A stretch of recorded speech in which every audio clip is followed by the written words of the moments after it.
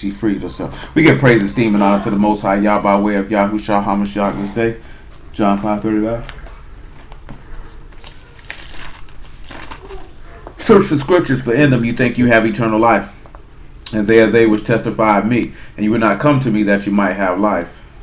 I receive not honor from men, but I know you that you have not the love of Alahym in you. I come in my Abba's name, and you receive me not. If another shall come in his own name, him you will receive. How can you believe which receive honor one of another, and seek not the honor that comes from Alahym only?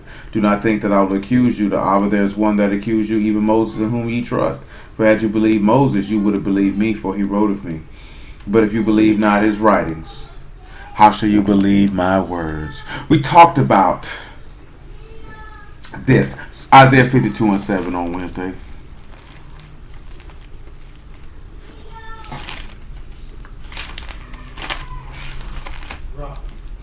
How beautiful upon the mountains are the feet of him that bring good tidings, that publish shalom, that bring basar of Tov, that publish Yahusha, that saith unto Zion, thy Alahym Malach, or thy Alahym reign.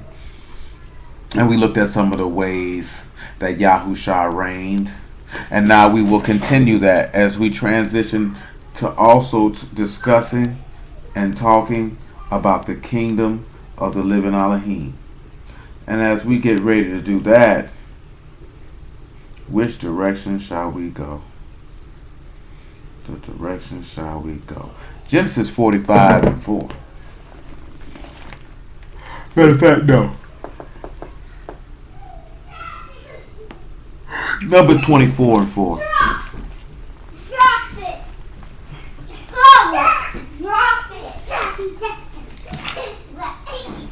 Numbers 24:4. Make it 24 and 2. We have to do verse 1. And when Balaam saw it pleased Yahuwah Baruch Yasharal, he went not as at other times to seek for enchantments, but set his face towards the wilderness. And Balaam lifted up his eyes, and he saw Yasharal abiding in his tents, according to their tribes, and the Ruach of Alahym came upon him. Now let's sit back and look at that real quick. Abiding in their tents. Let's go. Let's go. You don't pee in the house. Come on. You don't pee in the house. I smell like pee. Now you got to sleep outside in the dirt. So of course, when we have eyes, we have the ayin to experience.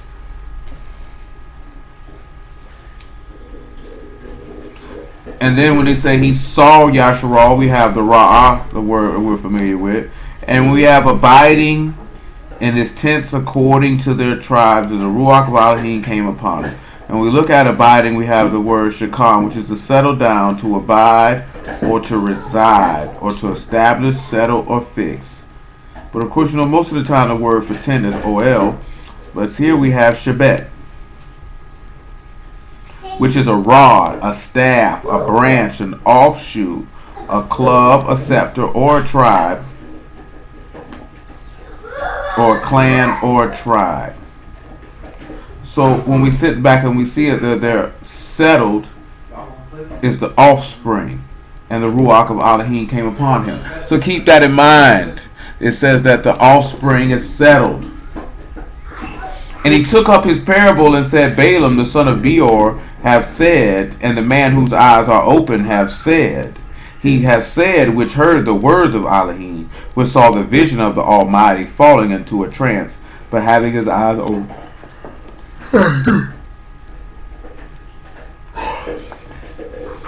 How goodly are thy tents, O Jacob, and thy tabernacles, O Yasharal. As the valleys are they spread forth, as gardens by the riverside, as the trees of Lynn aloes, which Yahuwah hath planted, and as cedar trees beside the waters. So we have to look at that as well. He said as valleys, that word is Nakal, which is just a simple torrent valley, stream bed, palm tree also. So as the palm tree, they are spread forth, or the valleys, as gardens by the riverside.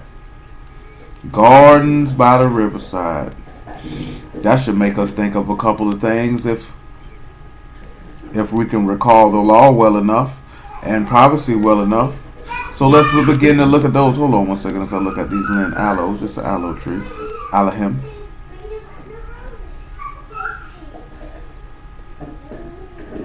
And then it says, as cedar trees beside waters. That word is a res. Cedar wood and purification. But let's begin then. Genesis chapter 2.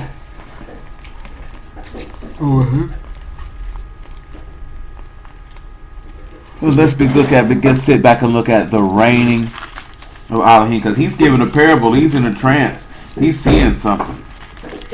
He's seeing something to Alahym at this particular point. And we got to work it to sit back and look at how Alahym reigns in his kingdom. So let's do that. Genesis chapter 2.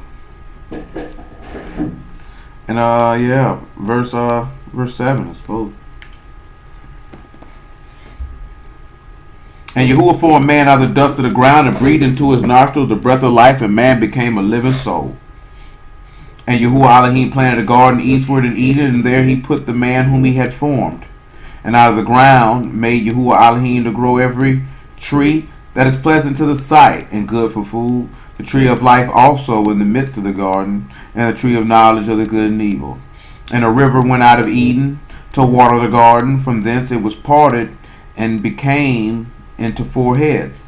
The name of the first is Pison, that is, which compassed the whole land of Havilah, where there is gold.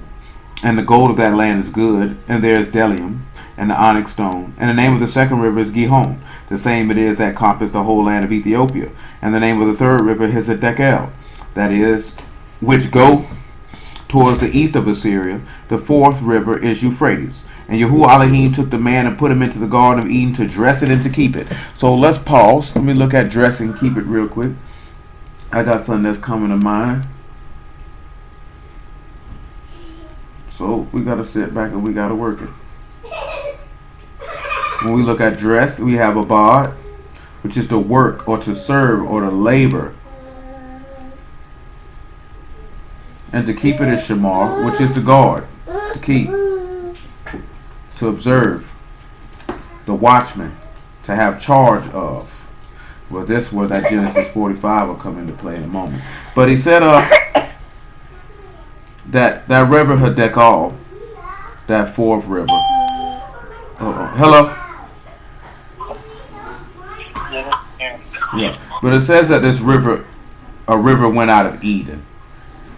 Eden means pleasure.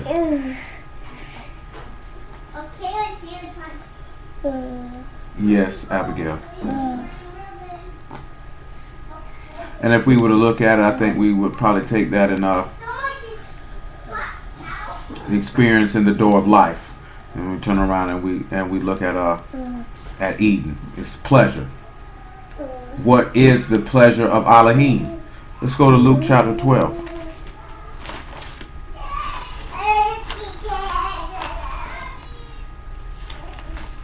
Let's look at the pleasure of Alahym in Luke chapter 12 by verse 33, I believe.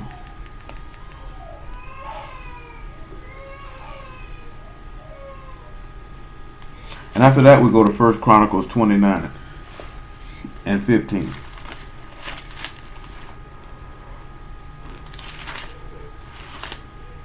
Okay, a little tired, so I'm moving kind of slow.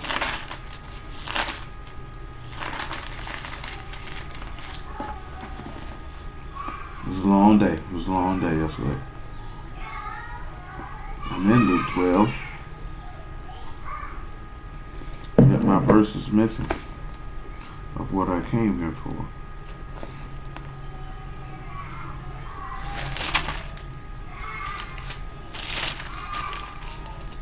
It's definitely Luke chapter 12. Oh, I'm tripping.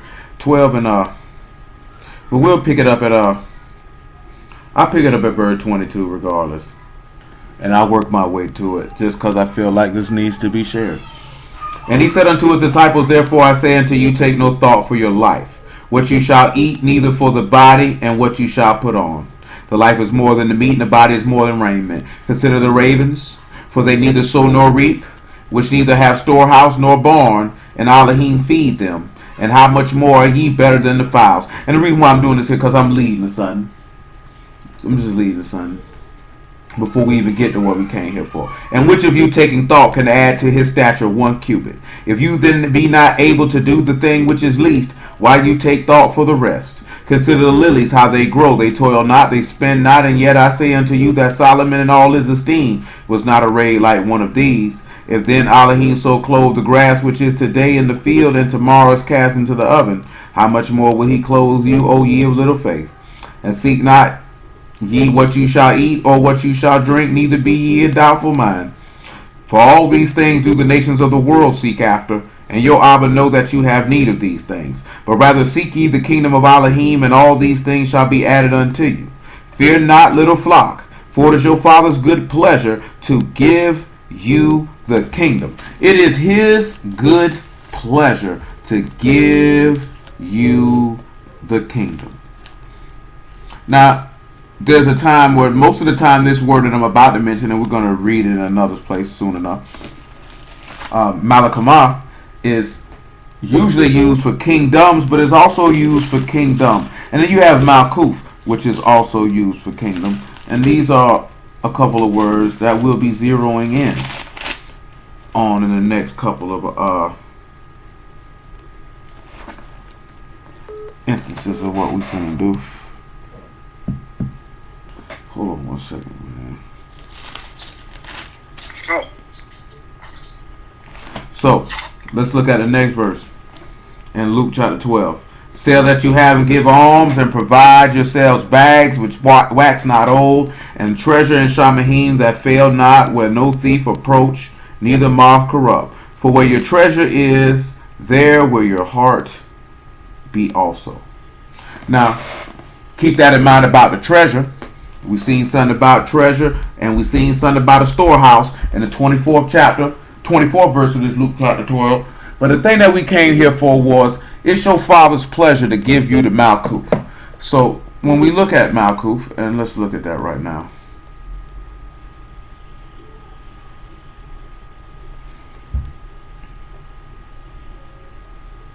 When we look at Malkuf, we got the Mem, the Lamad, the Kaf, the U, and the Tet. So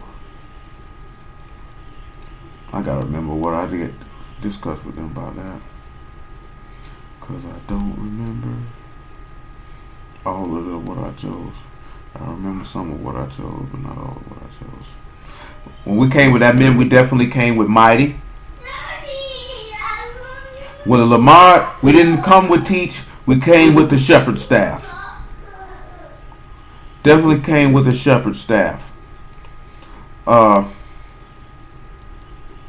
So it's the mighty staff, which takes us also back to that rod, or that offshoot that we read about.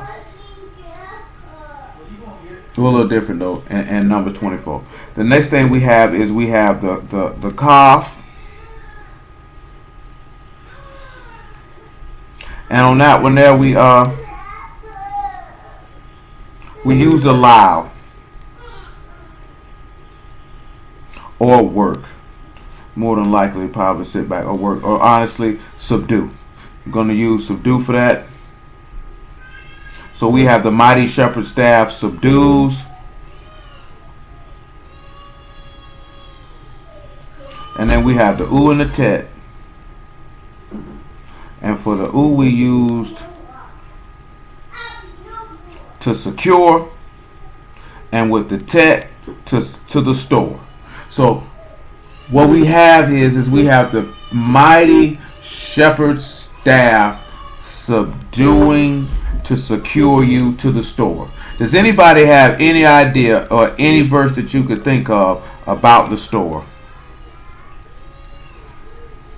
Remember now, we looking at Malkuf. He says your Father's good pleasure. And keep this in mind about that Eden. In the Numbers 24, because we trying to pin Genesis 2 and Numbers 24 together. But before we pin all that together, we gonna work it a little backwards. So if we look at Malkuf and we say this is the mighty shepherd staff, the mighty shepherd's staff that subdues and secures you to the store. That last word for that store. Does anybody have any verse that you can think of at all that store would come into play?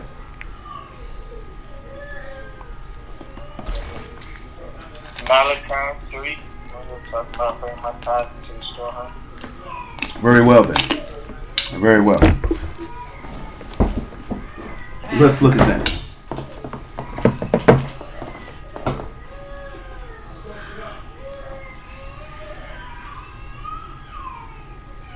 Hold on, man.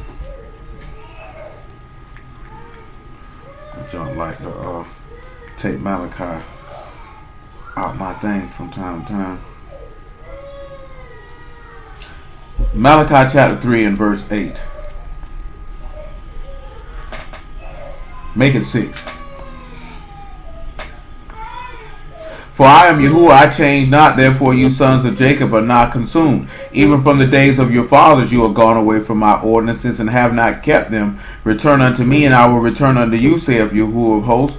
But ye said, wherein shall we return? Will a man rob Alahym? Yet you have robbed me. But you say, wherein have we robbed thee? In tithes and offerings. You are cursed with a curse. For you have even robbed me, even this whole nation. Bring ye all the tithes into the storehouse, that there may be meat in my house. And prove me now herewith, saith Yahuwah of hosts, if I will not open you the windows of Shamahim, and pour you out a blessing, that there shall not be room enough to receive it. Now he told you to bring all the tithes into the storehouse. That word for storehouse is atzwar. Does anybody have any idea what the definition of the word is? Not spelling it out, just the definition.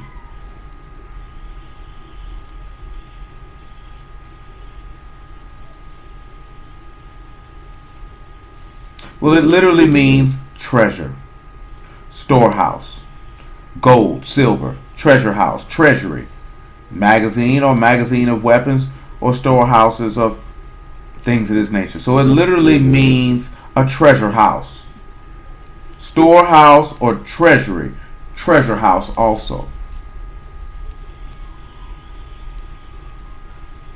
That's a very interesting word for us to sit back and look at. Considering,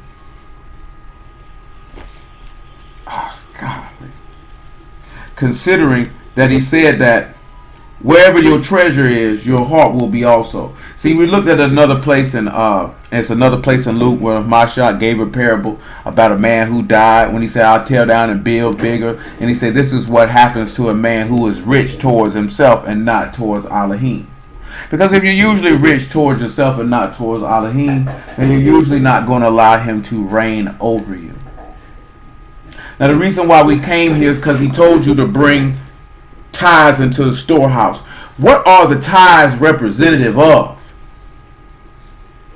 Well, let me put it this way. What are the tithes and what are you supposed to bring? Let me rephrase that. What are you supposed to bring when you tithe? What you supposed to bring?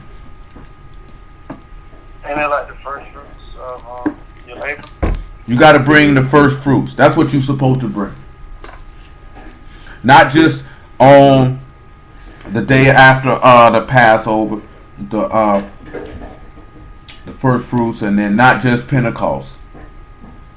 But when you brought tithes, you were supposed to bring the first. And is this not what Abel gave? And this is what got Abel accepted, because he brought the first.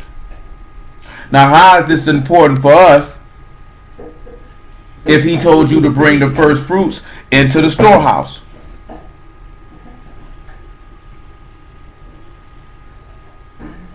And that word for tithes is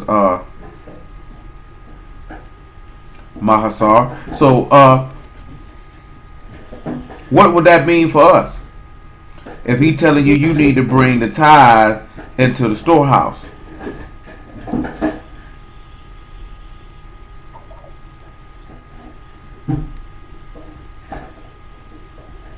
Very well then. Is it Go ahead.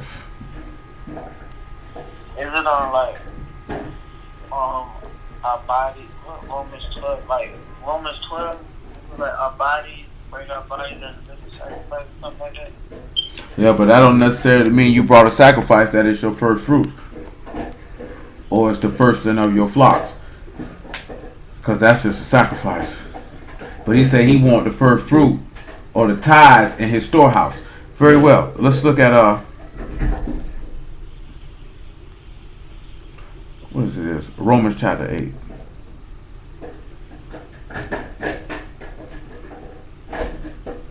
and 20.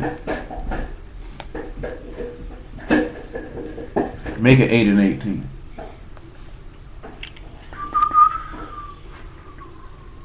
For I reckon that the sufferings of this present time are not worthy to be compared with the esteem which shall be revealed in us.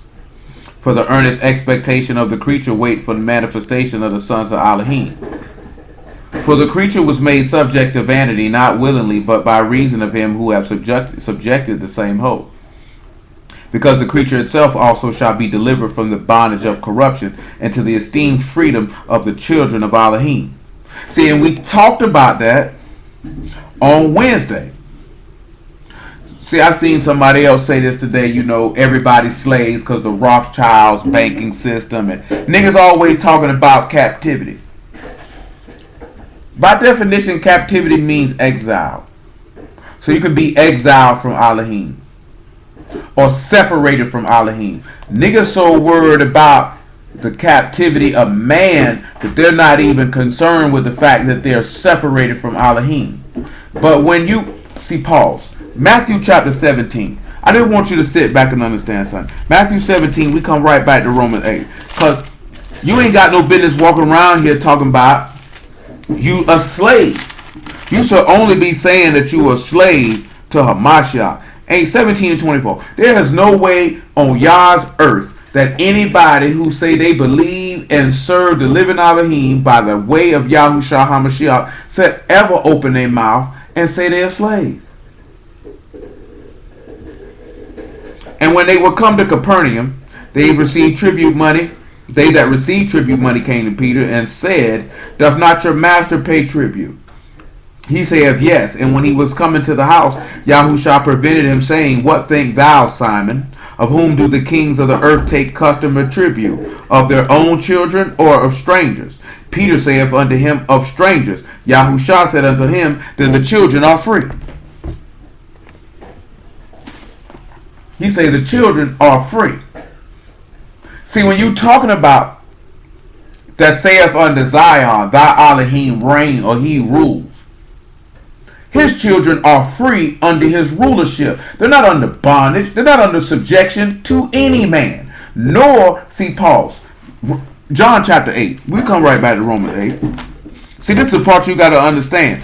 He said the children are free. So if you say you are a son or daughter of Alahym, how can you fix your mouth and say you in bondage? That doesn't make any sense. He freed his children from bondage. His children are not in bondage to any man.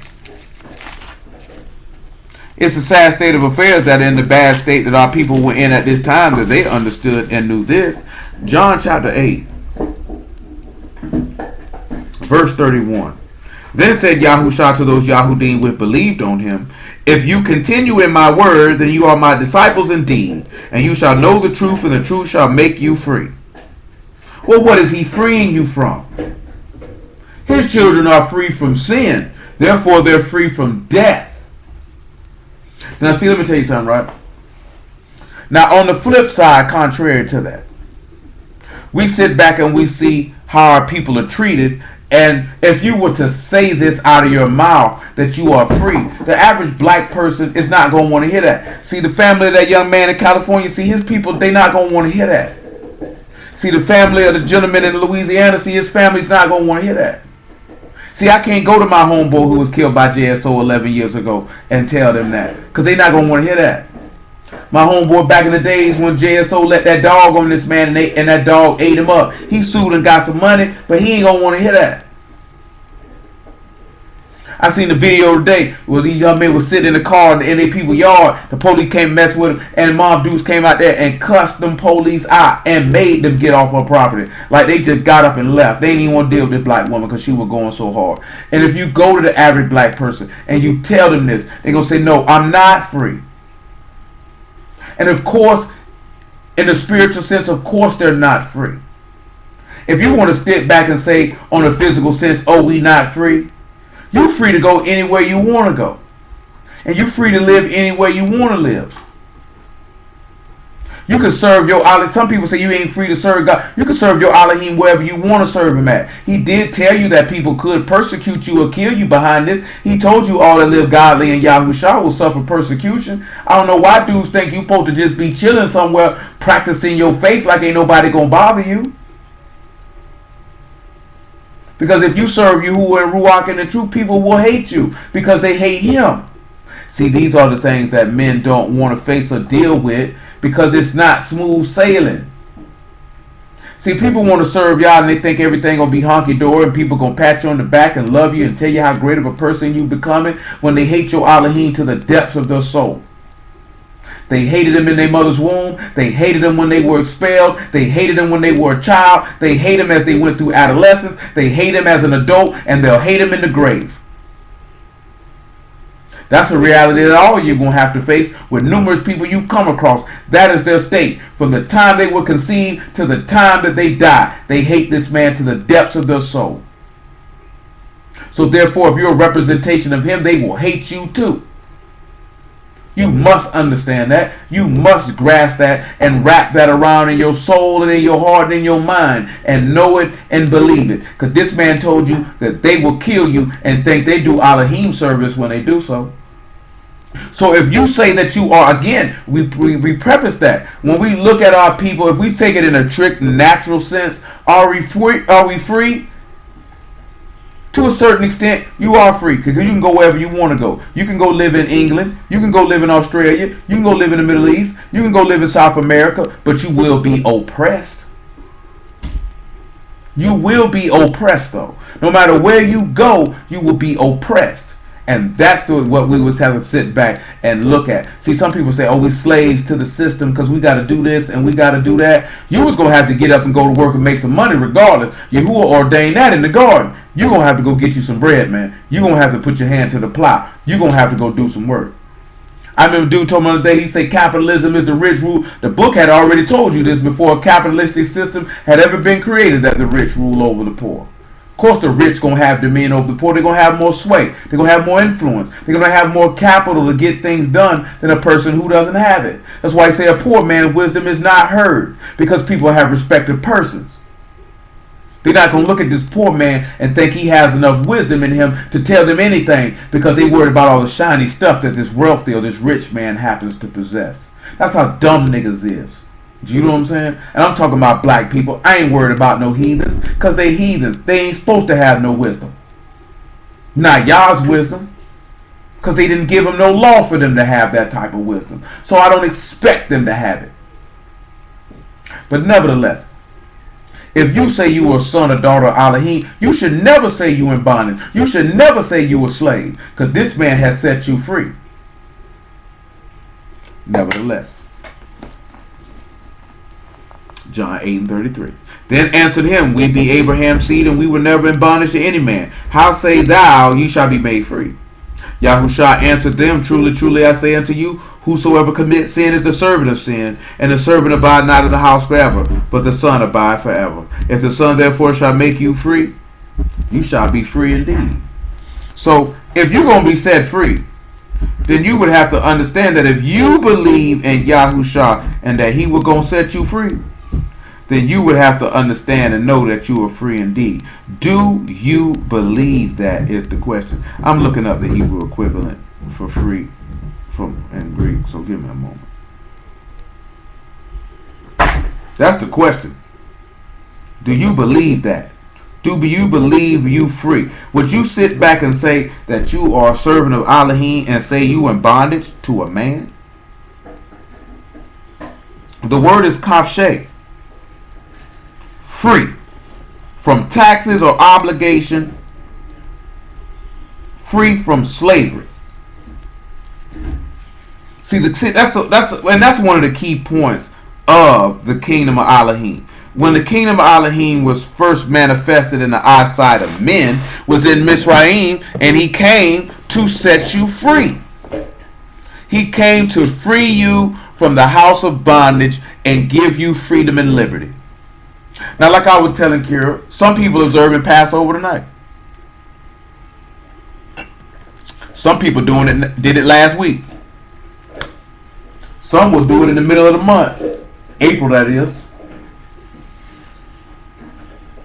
Nevertheless, regardless of when an individual deems according to their calculation of time when to observe it, do you understand that the observance is freedom? Hello?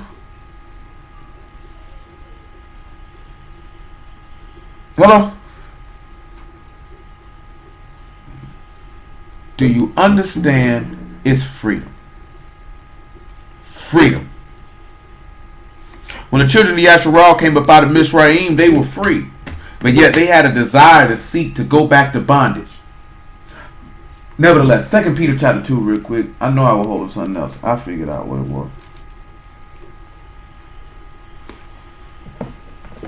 I don't remember what it was, but I figured out. I know we had Romans 8. 2 Peter chapter 2. We don't need Malachi no more.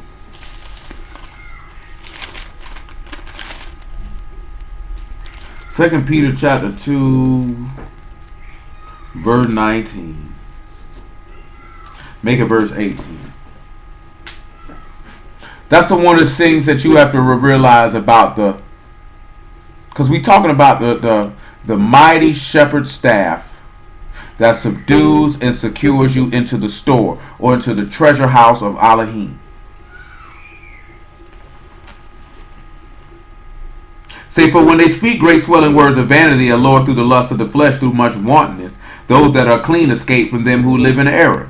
While they promise them freedom, they themselves are servants of corruption. For of whom a man is overcome, the same is he brought in bondage. For after they have escaped the pollutions of the world through the knowledge of our Master and Savior Yahushua HaMashiach, and they are again entangled therein and overcome, the latter end is worse with them than the beginning. For it had been better for them that not to have known the way of righteousness, than after they have known to turn from the Kadesh commandment delivered unto them. But it has happened unto them according to the true proverb, the dog is turned to his own vomit again, and the sow that was washed of her wallow in the mire. And I'll be honest with you.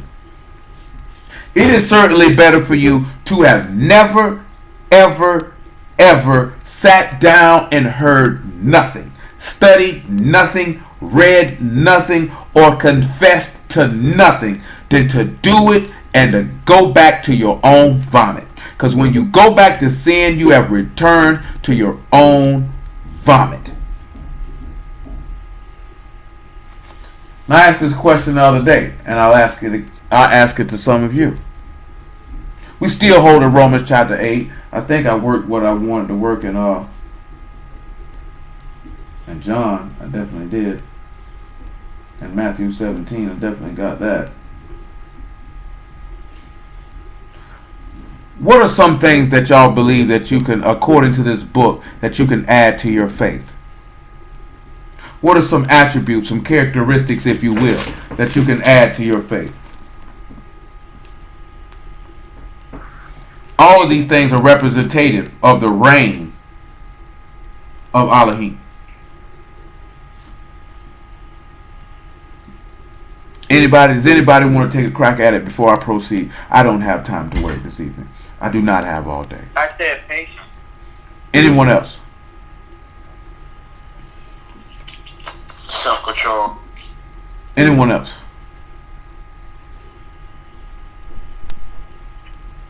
Long suffering. Very well. 1 Peter chapter 1. 2 Peter chapter 1 and verse 3. Because remember, he said, where your treasure is, your heart will be also. So it goes along to the things that you hold valuable. Does anybody know what a shepherd's staff does?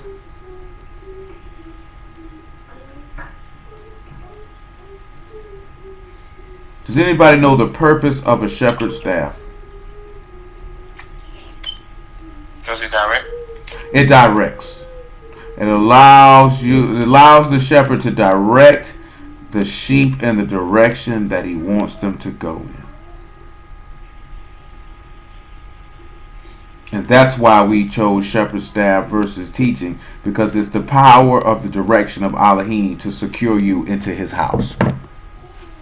If you want to get into his kingdom, then he has to direct you in his house. So before I read this 2 Peter chapter 3, let's read Proverbs chapter 3. Let's read Proverbs chapter 3. Proverbs chapter 3. 3 and 5, I suppose.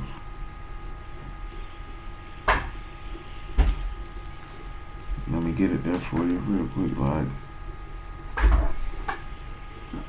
just using 3 different books. 2 on my phone and 1 on my lap. So Proverbs 3 and 5. Trust in Yahuwah with all thy heart, and lean not unto thy own understanding. And all thy ways acknowledge him, and he shall direct thy paths. So he told you that if you acknowledge him, which is yada, to know him, to perceive, to discriminate, to distinguish, but also to know by experience. To know by experience. See, there's no way that you're going to be able in your ways to be able to know him by experience unless you actually use the word. See, another place he tells you that, the good steps of a man are ordered by Yahuwah. But another place in the book of Isaiah, he tells you that he is the one who leads you by the way that you should go and teacheth you to profit. See, a lot of people have not or will not obtain the freedom of being the sons and daughters of Alahym. This is why Paul wrote another place, you no longer have the ruach of bondage, but the ruach of adoption. Therefore you cry, Abba, Father, because you're no longer you're no longer a slave. You're free now. See, the kingdom, this is the biggest part of the reign of Alahym. That's why I say thy Alahym reign, because he's coming to set you free. See, we have to work this in because Passover is coming, and it's just coinciding well. That's really all it is. He came to set you free. When you go read Exodus 15 with that song of Moses, it's about the freedom. They're singing about how he came and set them free from the house of bondage. This is the first aspect. When Yahushua said, repent, the kingdom of Alahym is at hand. That means he's telling you to do what? Turn from your sins so you can be made free. That you will no longer be in bondage to this flesh. That you will no longer be in bondage to this world. That you will no longer be in bondage to sin or death. Because there is no condemnation in Yahushua HaMashiach. Because he has set you free from the law of sin and death. He has come to free you. So if Alahym is going to be your king or reign over you, then he came to set you free. We can read instances where David went and came and set the people free. When they got captured by the heathen, he came and set them free. They were taken captive, he freed them. Set them free.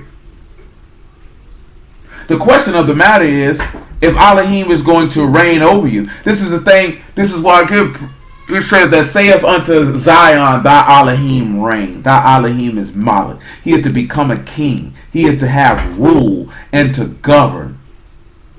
And the first thing in his rulership was to set you free. Nevertheless, be not wise in thy own eyes. Fear Yahuwah and depart from evil. It shall be health to thy navel and marrow to thy bones. Honor Yahuwah with thy substance and with the first fruits of all thine increase. So shall thy barns be filled with plenty, and thy presses shall burst out with new wine. Now, why is new wine important? Well, let's look at new wine. Joel chapter 3. We still got Romans 8. As you see, we've worked it nicely back to the first fruits. So we have to look at the new wine. Joel chapter 3. Verse 16. And after that, Matthew chapter 26.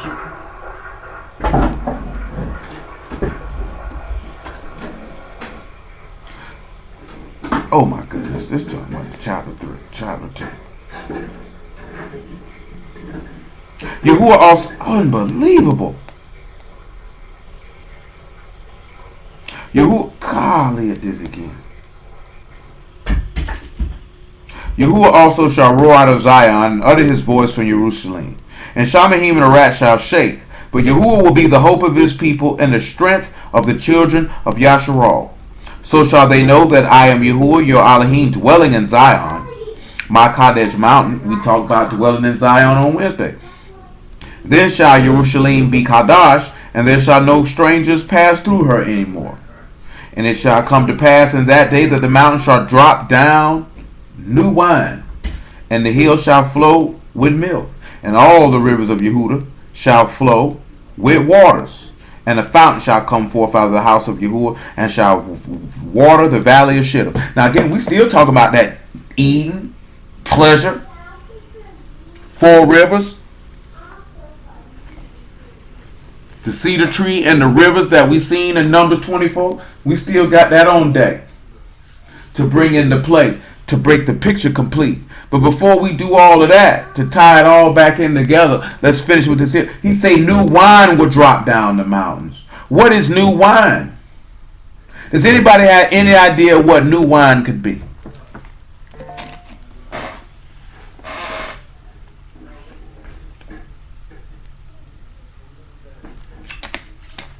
Well, we spin over here to Matthew 26. I'll let y'all think about that. We still got 2 Peter chapter 1 being held, along with Romans chapter 8 and Numbers 24 and Genesis chapter 2. Well, let's look at see what new wine can be. Matthew chapter 26.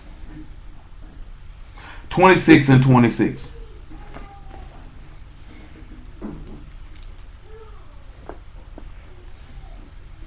And as they were eating, Yahushua took bread and baruched it and brake it and gave it to the disciples and said, take, eat, this is my body. And he took the cup and gave thanks and gave it to them, saying, drink ye all of it.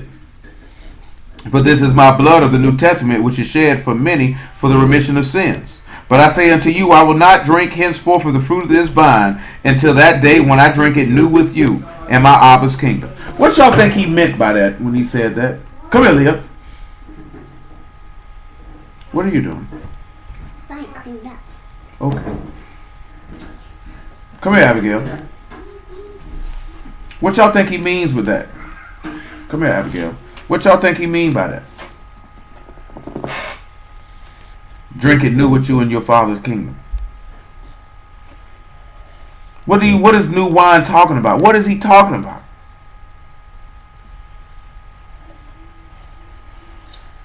The afterlife. So what? Is he talking about the afterlife? We don't use that terminology because afterlife denotes that there's life after death, and that's necromancy. But I mean, what is new wine representative of? Does anybody have any idea what new wine is representative of? Is it like the new body? Very well then. Very well then. Let's look and see. Which direction do I want to take?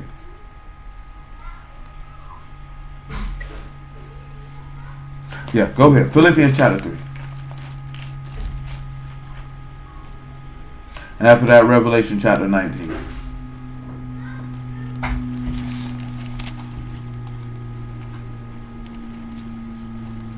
See, on Wednesday we talked about how you could enter into that Kadesh hell and what had to be done. And that you had to have a pure heart.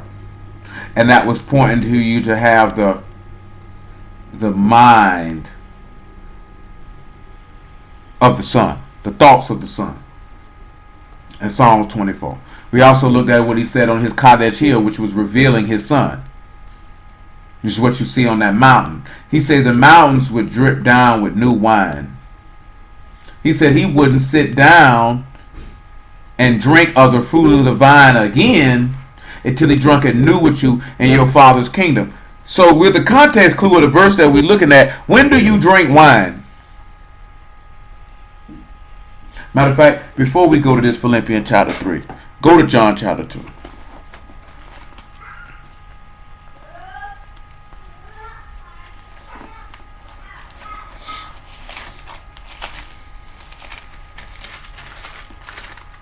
John chapter 2 and verse 1.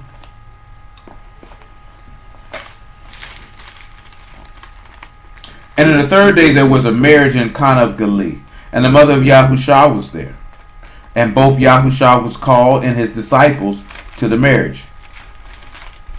And when they wanted wine, the mother of Yahushua saith unto him, They have no wine. Yahushua saith unto her, Woman, what have I to do with thee? My hour is not yet come. His mother saith unto the servants, Whatsoever he saith unto you, do it. And there were set there 6 water pots of stone, after the manner of the purifying of the Yahudim, containing 2 or 3 firkins apiece. Yahushua saith unto them, Fill the water pots with water. And they filled them up to the brim. He saith unto them, Draw out now, and bear unto the governor of the feast. And they bare it. And when the ruler of the feast had tasted the water that was made wine, and knew not whence it was, but the servants which drew the water knew, the governor of the feast called the bridegroom. And he saith unto him, Every man at the beginning doth set forth good wine, and when men are well drunk, then that which is worse. But now they have kept the good wine until now. The beginning of the miracles did Yahushua in Cana of Galilee, and manifested forth his esteem, and his disciples believed on him. Now looking at how he made this water into wine, saying that he wouldn't drink this fruit of the vine till he drunk it new with you in your father's kingdom, in his father's kingdom. And on the top of the fact that it says that when he roared out of Zion, this is when Yehuda would drip down with new wine from the mountains. What do y'all think this could be talking about?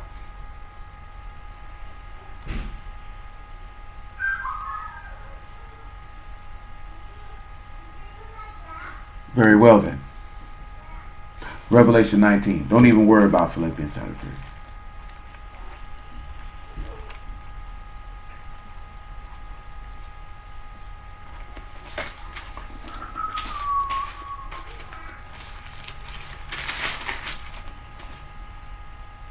(19 and 6).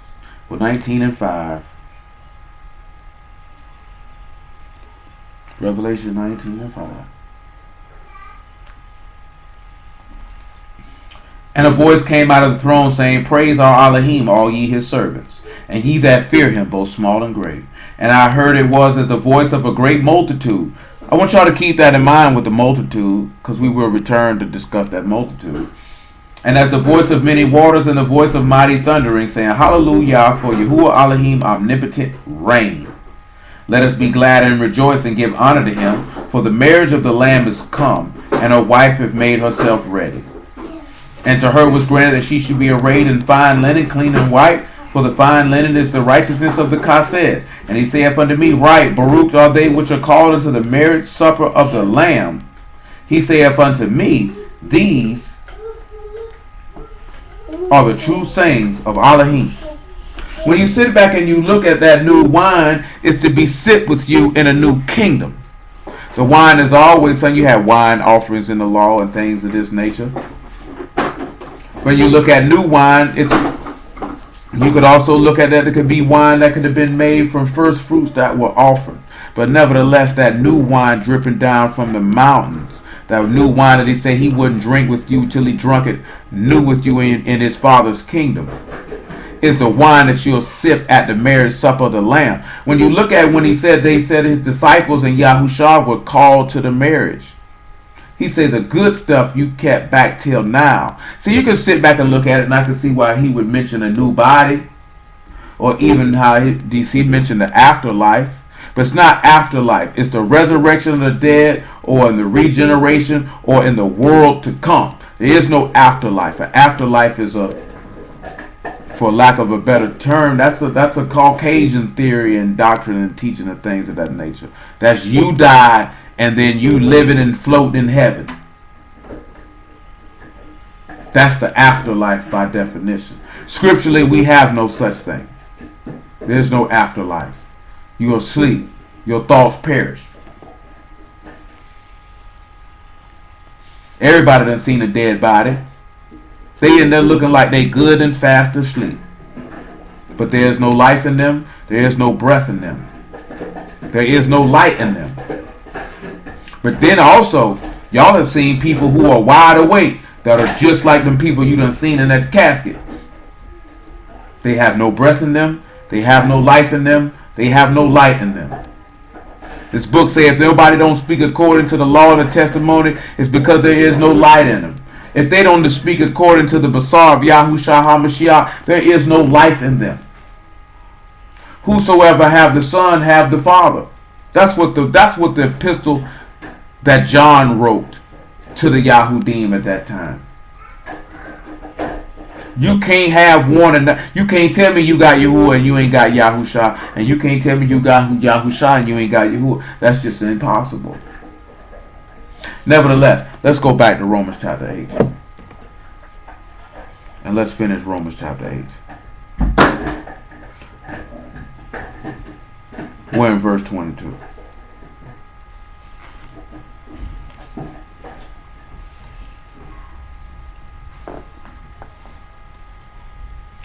For we know that the whole creation groan and travail in pain together until now.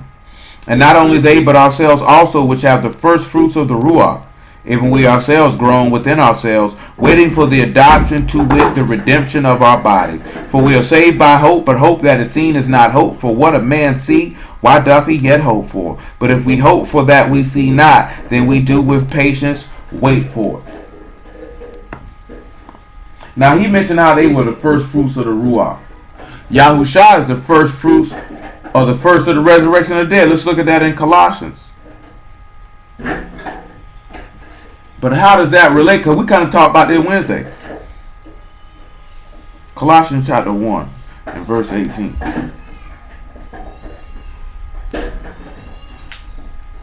And he is the head of the body, the synagogue, who is the beginning, the firstborn from the dead, that in all things he might have the preeminence. Yahusha is the first fruits of them that slept. First person to ever resurrect from the dead and never die again. Paul talked about how they were the first fruits of the Ruach, waiting for the redemption of their body. What I was going to grab in Philippians, that we wait for this vile body to be changed, that we might be likened unto Yahusha's esteemed body. The body that the apostles thought was a Ruach, that he told them, a Ruach don't have flesh and bone as you see me have. See, another aspect of the reign of Alahym, and some of y'all mentioned that, the self-control, the patience. All of these are aspects of the kingdom of Alahym. Why are they aspects of the kingdom of Alahym? Because the mighty shepherd staff subdues to secure you in the house. So in order to get in here, he must direct you. Meaning his word directs your steps. See, that's a part of the game that people don't sit back and look at. Yahusha did not direct his steps. He said, the Son of Man go as it is written of him. That's what he said. They said, we want you to stay. He says, other places I must go preach. They said, what about, he said, well, how will the scriptures be fulfilled? When they wanted to make him a king, he slid out the way. They never could kill him before it was time. You never seen Yahusha do anything outside of the will of his Father. We all know how this man said, not my will be done, but thy will be done. Because for him to enter into the kingdom, he had to humble himself under the mighty power of the shepherd's staff so he could be subdued. Yahusha was subdued, so therefore that he could subdue. So therefore we could be secured together in this house to be the first fruits. Let's look at that Revelation chapter 20 and end the part with the first fruits. Let's just go ahead and end that. Because 20 and 4. Because these are first fruits that's going into the storehouse. Remember, we read that on Wednesday too. About there'll be some that will hear the Son of Man's voice at the resurrection of the dead. So the first fruits, because we talked about that Wednesday too, about meeting them up in the sky. The dead in Mashiach shall rise first. Those are his first fruits that he's bringing into his storehouse, which is his king. Before we read Revelation 20, Matthew 13. I mean, I done kind of gave Revelation 20 away, but it doesn't matter. We'll still go read it regardless. Matthew 13 and 24.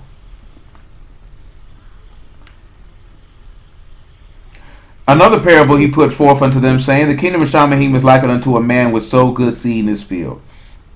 But while men slept, his enemy came and sowed tares among the wheat and went his way. But when the blade was sprung up, he brought forth fruit, and appeared the tares also. So the servants of the householder came and said unto him, Sir, did thou not sow good seed in thy field? From whence it have tares? He said unto them, an enemy have done this. The servant said unto him, what wilt thou then that we go and gather them up? But he said, Nay, lest while you gather up the tares, you root up also the wheat with them.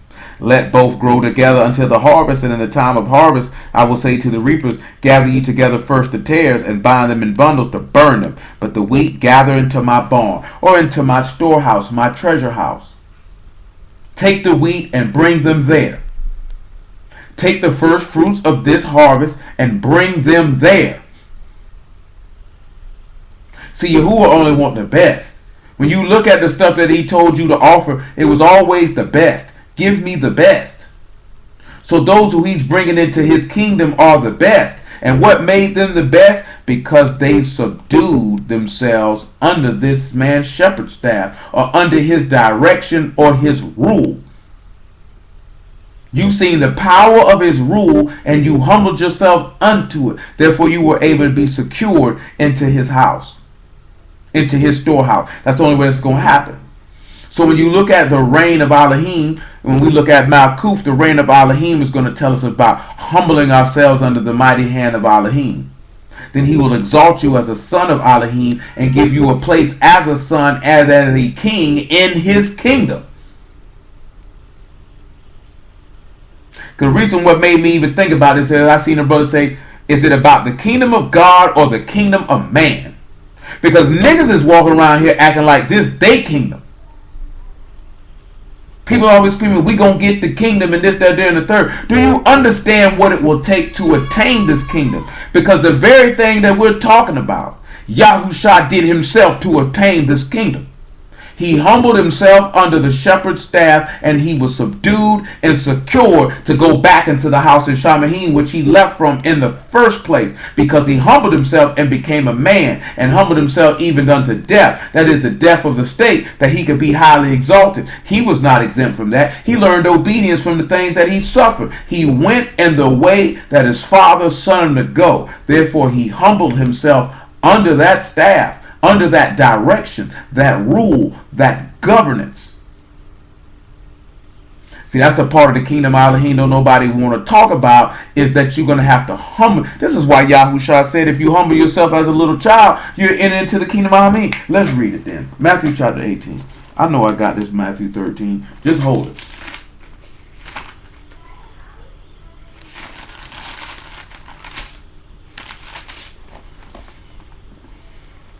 and 1.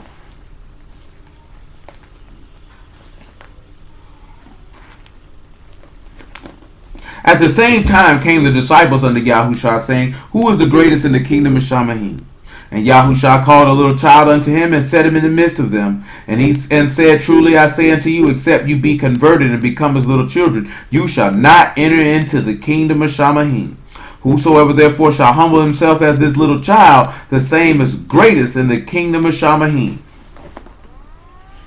One thing about little children is little children follow directions for the most part. They do as they're told. They can be directed and shown. That's why the book tell you, train up a child in the way that they should go, and they will not depart. Children would more than likely humble themselves under the authority of their parent. This is why he say, despise not the chastening of Yahuwah, for who Yahuwah loveth he chasten, as a father his son in whom he delight. I had a conversation with somebody, and they literally said that. that they went to their parent and said that to them? Why don't you ever correct me? And I've always said this my entire adulthood, that if you do not chastise or correct a child, and that doesn't necessarily mean that you have to get physical with them by striking them, but if you do not correct that child, you are basically telling that child that you do not love them nor care about them. And don't think that them children don't know that, because they do. They do. They yearn for the structure, the order, and the discipline that you are supposed to impart unto them. And when you do not impart that unto them, then they feel in their own heart and soul, my daddy don't love me. My mama don't love me. They don't care about me. So why should I love and care about myself? Straight up and down. I've always seen that and perceived that to be true. That's why a lot of people feel like y'all don't love him, because he don't correct them.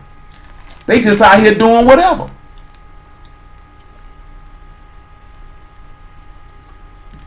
Just doing whatever they want to do.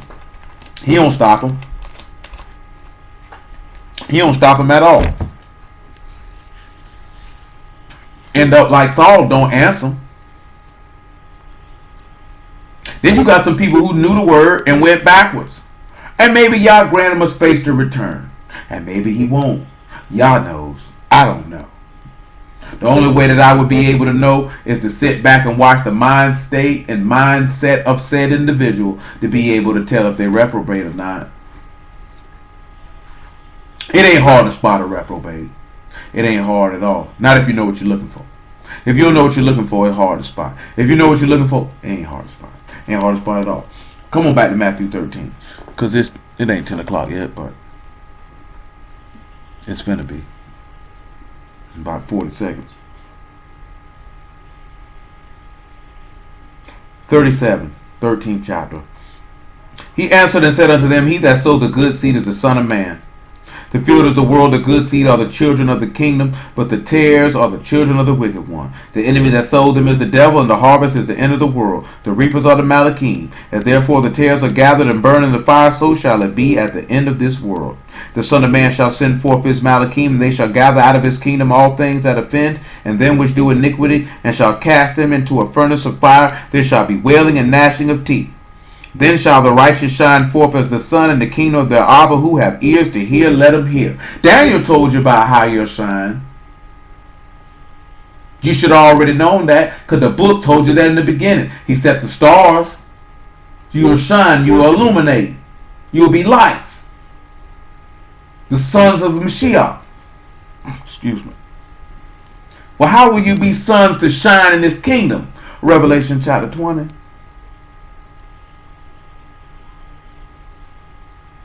Remember 20 and 4. Remember, as you sipping that new wine, you part of the marriage supper of the Lamb. Have you ever thought about being a part of that feast? See, it's just Passover, and it's not Tabernacles, but nevertheless, same scenario. Do you sit back about these feasts, and do you ponder about what these feasts really mean?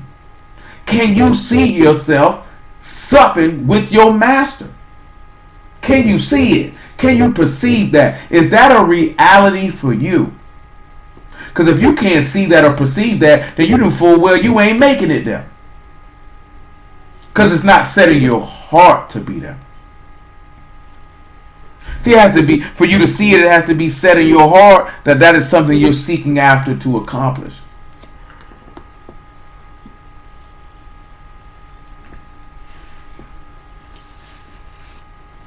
If you have the mindset that you a slave, then you are a slave. You're absolutely right. I had a talk with a gentleman about that a couple of weeks ago. I told him, boy, I ain't no slave. Period. I ain't nobody's slave. But Yahushua, I ain't nobody's slave. Oh man, you slave. I ain't a slave to no banking system. Because if you a slave to the banking system, that means you serve the banking system. I do not serve their system. I serve my Alahym. Period. I do not serve these people. If you think because you get up and go get a job or create a business that you serving them people, you're an idiot. You're laboring like you're supposed to. You were going to labor without IRS or a Rothschild Central Bank, regardless, you were going to get your black behind up and go to work and labor for whatever the currency was in those days and times. You still were going to get up and work. You still was going to have to do that. I don't know what niggas talking about. You know what I'm saying? I do not serve the United States of America. I just live here. You know what I'm saying? None of their laws, rules, statutes, ordinances, or whatever they got going on is in any conflict with me and my Alahym. They serve no conflict whatsoever. None. So I don't serve. See, when you serve someone, that means you labor and you work for them. So you have some people, you on a job or you a slave to a job. You just a hired servant, cuz. Hired servants ain't no nigga. Somebody, you're trading your time for money. That's been going on for millenniums. You think soon as somebody came up with an International Monetary Fund, the IRS, a Rothschild Central Bank, that people just started trading time for money? They've been trading time for money. That ain't nothing new. Nobody's under forced servitude. You can quit your job whenever you want to.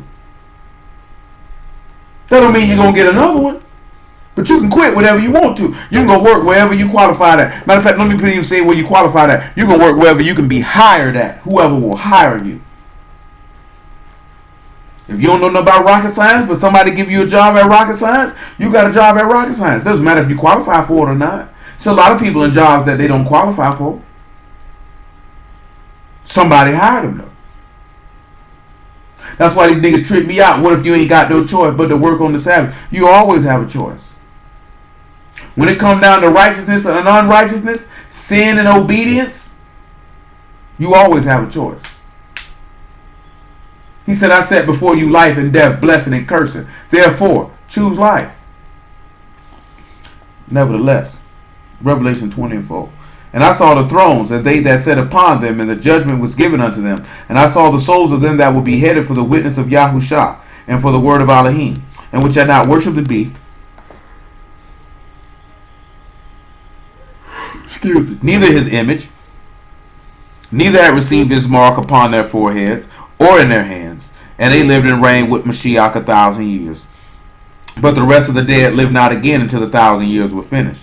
This is the first resurrection. Baruch and Kadesh is he that have part in the first resurrection. On such the second death have no power. And they shall be priests with Alahym and of Mashiach, and shall reign with him for 1,000 years. Now, again, the power of the shepherd's staff to subdue, to secure you to the house. Because they were beheaded for the witness of Yahushua and the word of Alahym, they had already subdued themselves under this man's hand.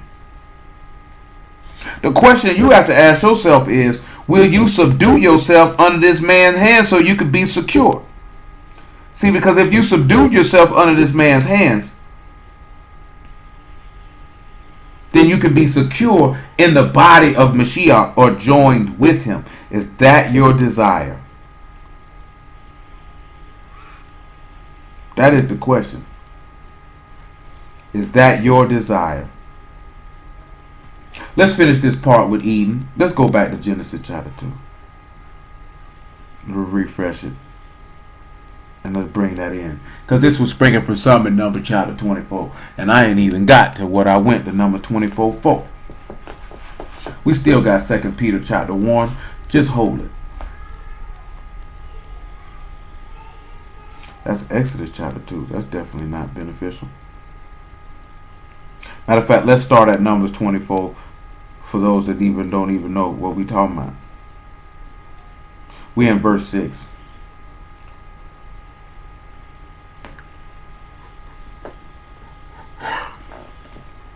As the valleys are they spread forth as gardens by the riverside, as the trees of lin aloes which Yahuwah hath planted, and as cedar trees besides the waters. Now, of course, that word for valley, for those who didn't hear it, was Nakal, which is a Nun, a Kad, and Lamad, which is a teaching of life that separates, and it also can mean a palm tree or a torrent valley, or a stream bed, or a river, or a brook. things of that nature, or a valley in which a brook runs.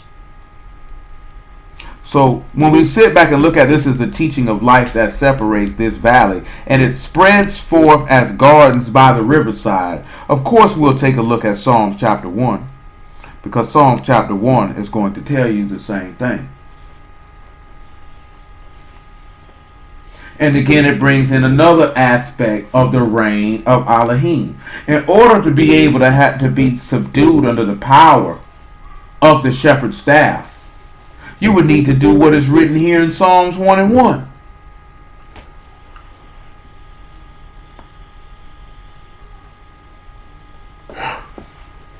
Baruch is the man that walked not in the counsel of the ungodly, nor stand in the way of sinners, nor sit in the seat of the scornful.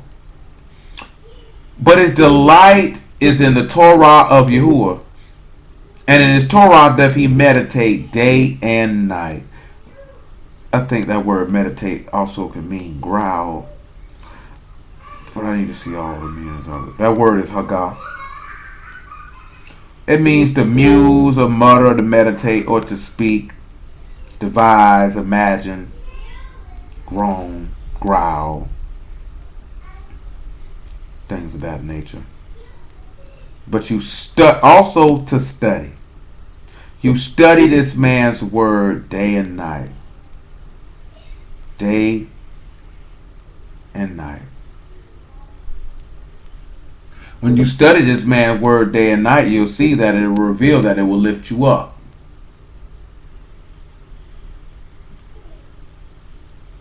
Which is the whole point of why you need to be subdued under the shepherd's staff. Because he tells you that. James told you that. Humble, and Peter told you that. Humble yourselves under the hand of Alahym, and he will exalt you in due time.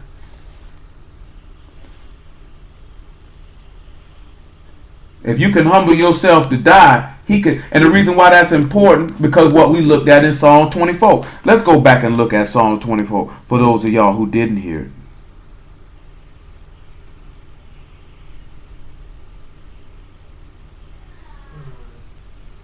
Psalms 24 and 3. Who shall ascend into the hill of Yahuwah, or who shall stand in his Kadesh place? Now that word for ascend was Allah.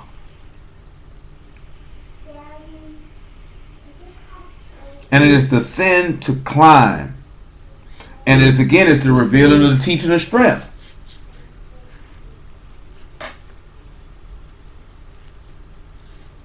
Who is going to ascend or climb to him? He that have clean hands. And when you remember what it was with clean hands, it is simple as clean, free, and exempt, and innocent, free from guilt, free from punishment. Okay, the next thing after that was the kaf. So now you got that open palm. What cleansed you? It was the sacrifice that was made into that palm. So therefore you're secure, because you're secured in the nail of Mashiach. Then he said the one who had a pure heart. Well, what is it to have a pure heart? When we look at pure, it's bar. It's the thoughts of the Son. Clear and sincere. And when we look at sincere, we talked about it Wednesday. It took us to Yahushua son of Nun. Serve this man in sincerity of truth. Tamayim, perfect, soundness, wholeness. Y'all remember that. So that's why you say, blessed are the pure in heart. They shall see Alahym. Because they will ascend into his Kadesh hill. And they will be with him forever. That's why the dead of Shiach will rise first, and he will come with an ark Malachim and the trump of Alahym, and we will meet him in the sky. Because you will ascend and you will meet him. You will ascend out of the grave and you will meet him. You'll be the first fruits to enter into his storehouse, into his kingdom. And you will dwell with him forevermore. What caused you to be the first fruits of them that slept? What caused you to be a part of the dead in Mashiach that will rise first? What caused you to be a part of the first resurrection? The same thing that caused him to be the firstborn from the dead. Because he subdued himself under the shepherd's staff of Alahym. He allowed the word to subdue him. See, a lot of people don't want to be subdued.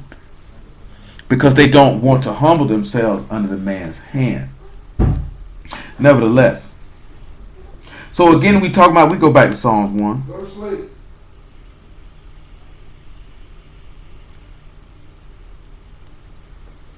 I have to get up. It says, and he shall be like a tree planted by the rivers of water that bring forth his fruit in his season, and his leaf shall not wither, and whatsoever he do shall prosper. Y'all should know Jeremiah 17:7 said, or 17:7 or 8 says about the same thing. About those who hope is in Yahuwah. They're like a tree planted by the garden of by the water. The same thing that we see here in Genesis chapter 2. And Eden meaning pleasure. What is the pleasure of Alahym but to give you his kingdom? For you to dwell with him. And for you to dwell with him in righteousness. His pleasure is that you subdue yourself under this man's hand. When it said for you to dress it and keep it, it was for you to do the labor. But it said the river went out of Eden to water the garden. Of course, you know garden ain't nothing but a little plot of land. Just a little gone. The word is gone. Just a little garden enclosure, garden of plants. Also figurative of a bride. So a river went out of Eden to water the garden. What y'all think that mean if we could see that garden can be figurative for a bride? That water went out to water the bride.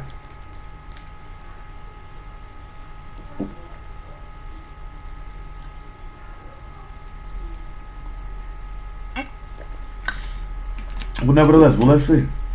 Because it says like a tree planted by the waters.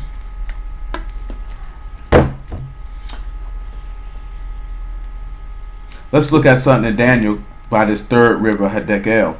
Because Daniel was over there by it. Let's see what Daniel caught when he was over there by it in the 10th chapter. 10:4. We just looked at it the other day. Now we'll look at it in a different aspect. And then after we go to Daniel, we'll read Isaiah. And then we'll sit back and see how he watered his bride. We would definitely need to see how he watered his bride. And then when we look at water and his bride, then we'll pull that back to that 2 Peter. Which will make sense when we pull it back to that Numbers 24 and see what he watered you with and why he watered you with and how this pertains to the Malkuth, or the kingdom, the reign, the rule, the governing of Alahym. And then we have to be able to sit back and see, did those attributes that we will look at, did Yahushua exhibit those attributes? And if he exhibited those attributes, how?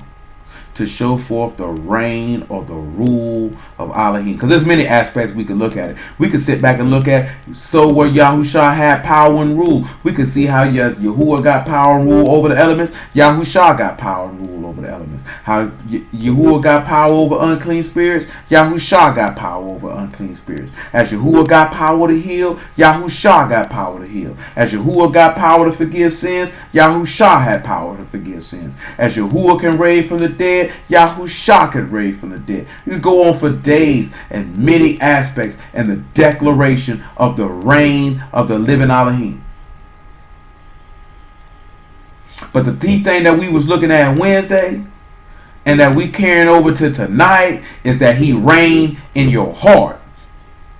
Because we had a discussion about this. That Luke 17:20. When the Pharisees demanded of him to show the kingdom of Alahym. And he said the kingdom of Alahym don't come from observation. Lo here or lo there. He said the kingdom of Alahym is within you. The reign, the power, and the governance of the reign of Alahym exists within your own heart. Because faith come by hearing and hearing come by the word. So the faith of Alahym we could show for. You can't bear witness to that. You can't see that with the naked eye. Nevertheless, that's why he say those who have a pure heart or a pure lab, because they gonna sit back and they got the thoughts of the Son or the mind of the Son that taught them how to get in the house. Because these same thing that we talking about, the power of the shepherd staff or the mighty shepherd staff, subdued and secured in the house. That's how Yahushua got back in that house. That's why he say, he that commits sin abide not in the house, but the Son abide forever. Because he humbled himself. He let Yahuwah direct the show. See, we could have went and looked at the kingdom of Alahym as many did, him smashing all the kingdoms and him ruling and everybody did. That's very simple to do. But what we want you to understand is this. The reign of Alahym should be reigning in your hearts, that his word subdues your flesh and subdues your mind to be in subjection to him. That way you can reign with him. Which would make sense when we read that Romans 8 and that 2 Timothy. If you suffer with him, you'll reign with him. If you can allow that shepherd staff to subdue you and humble you, you can be secure in the house and you can reign with him. But if not, you will perish. God forbid. Daniel 10:4. And in the 4th and 20th day of the 1st month, as I was by the side of the great river Hiddekel, then I lifted up my eyes and behold, and behold, a certain man clothed in linen, whose loins were girded with fine gold and Uphaz. His body also was like the beryl, and his face as the appearance of lightning. His eyes as lamps of fire, and his arms and his feet like in color of polished brass, and the voice of his words like the voice of a multitude. Now, why did I read this, Daniel? Because Daniel happened to be meditating as he was fasting, and he was by one of those rivers that's mentioned in Genesis that flowed through the Garden of Eden, or the paradise, or the pleasure of Alahym. Now, water came out of Eden to water the garden, or to water the bride. Let's continue. What was I going after this? I just was thinking about it. Oh, Isaiah 51.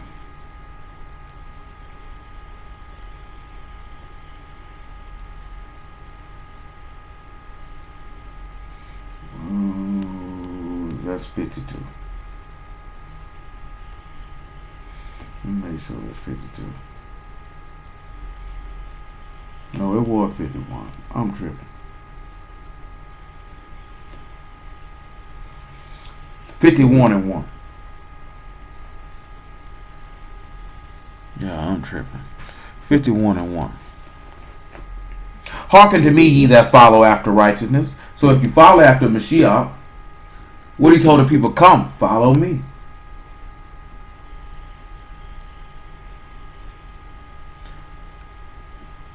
See, John, the Apostle John told you that if you do righteousness, you are righteous even as he is righteous.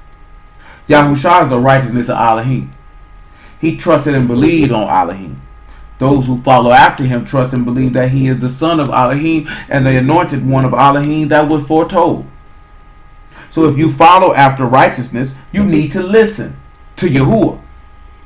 He said, ye that seek Yahuwah, look unto the rock whence you are hewn, and to the hole of the pit which you are digged. Look unto Abraham your father, and unto Sarah that bare you. For I called him alone, and baruched him, and increased him. For Yahuwah shall comfort Zion. He will comfort all her waste places, and he will make her wilderness like Eden, and her desert like the garden of Yahuwah. Joy and gladness shall be found therein, thanksgiving and the voice of melody. Now, how do we be able to take that wilderness and make it like the Garden of Eden, which was at the first was a wilderness and desolate with mourning, but then turn it into a place of joy and thanksgiving? John chapter 18. Was it 19? I think it's 18. And it is 18:1.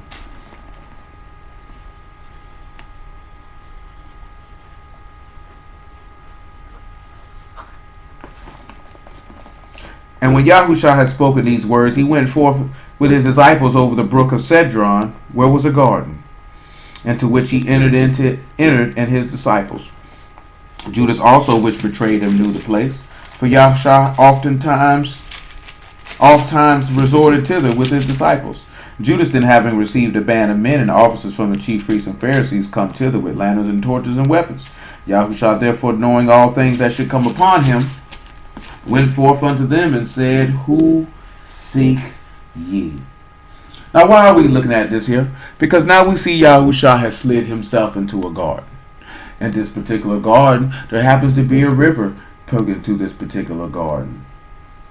This is a place that clearly it said he went here quite regularly. So it was his pleasure to be here.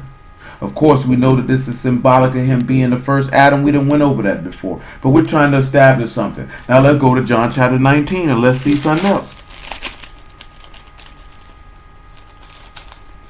John 19 and 40. Then they took the body of Yahushua and wound it in linen clothes with the spices as the manner of the Yahudim is to bury. Now in the place where he was crucified there was a garden, and in the garden a new sepulchre wherein was never man yet laid. There laid they Yahushua therefore because of the Yahudim's preparation day, for the sepulchre was nigh at hand. I have a question. The wilderness in the law. Does anybody know what they named the wilderness? Does anybody recall what they named it? The wilderness of Zen. Sin is what they called it. Does anybody know why they called it the wilderness of sin?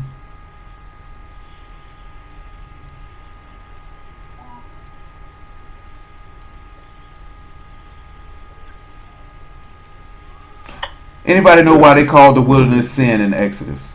And that's Exodus 17 for those of you who don't know.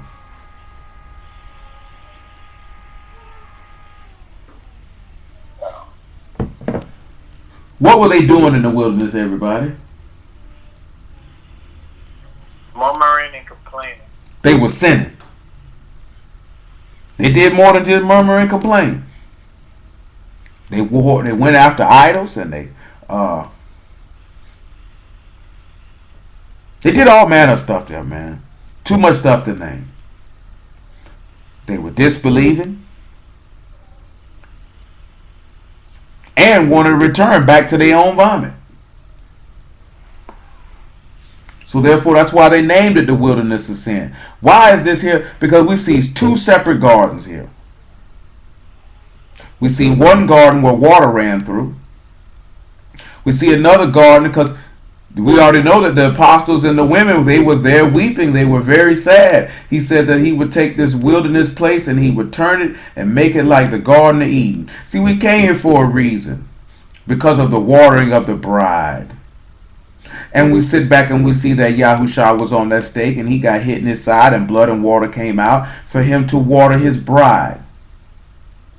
Because you also should also remember another way for him to water his bride is Zechariah chapter 12. When he tell you, well, Zechariah 13, that he'll make a fountain in Zion to water the people for sin and uncleanliness. So again, we see another place where in this garden he had to water his bride. Because remember, what did it say in Genesis chapter 2? Let me get the verse. I don't want to quote the man wrong. In verse 8, he say he planted up. That's not what I want. That ain't what I want. What is it I want? I was looking at. Oh, a river went out of Eden to water the garden, and from thence it was parted and became into four heads. Now, Yahushua is the pleasure of Alahym. Because it pleased Alahym to bruise it. He said, a body you have prepared for me. You didn't want no burnt offerings and sacrifices. So therefore water came out of the pleasure, or came out of Yahushua to water the garden, which is his bride. Because the Ruach HaKodesh had not yet been given, because Yahushua had not yet been esteemed. So he said there was mourning in that same place of wilderness, there'll be joy. We know that after he rose from the dead, in that garden where that sepulchre was, where no man ever laid, that the Malachim told his apostles what time it was, told the women to tell the apostles what time it was, and they came back and they were happy. Because the master had risen. But why is this important with him rising? Revelation chapter 2.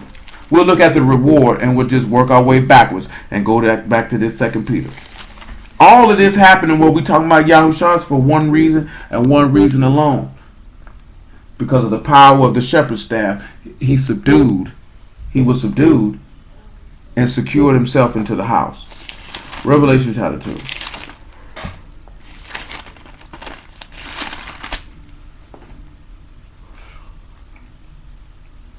Where is it that I want?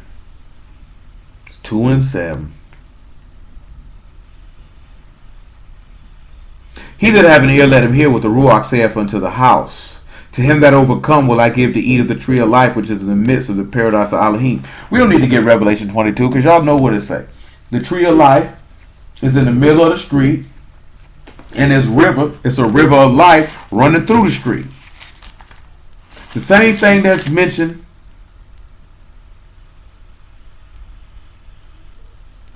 in Numbers 24. Let's go back to Numbers 24. 24 and 6.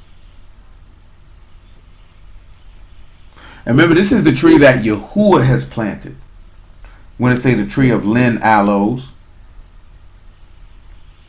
and the sea of cedar trees beside the waters. That word planted is natah, to fasten, to fix, to establish. Which we can sit back and look at that, the fixing or securing. Yahuwah established this tree. And he spread it forth by the garden by the riverside, as gardens by the riverside. But look at verse 7. He shall pour the water out of his buckets, and his seed shall be in many waters, and his mallet shall be higher than Agag, and his kingdom shall be exalted. Does anybody know who Agag is? Anybody know who Agag is? You sound like the king of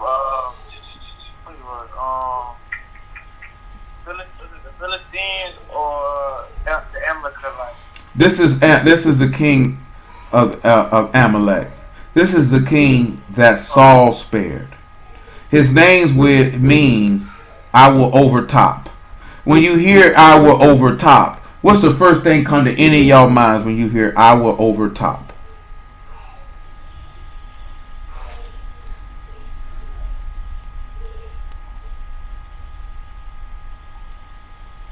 Anybody got any? When you hear I will overtop, what's the first thing come to your mind? Anybody? Maybe that overtop throwing you off, but it shouldn't, because if you overtop, what would you just replace top with?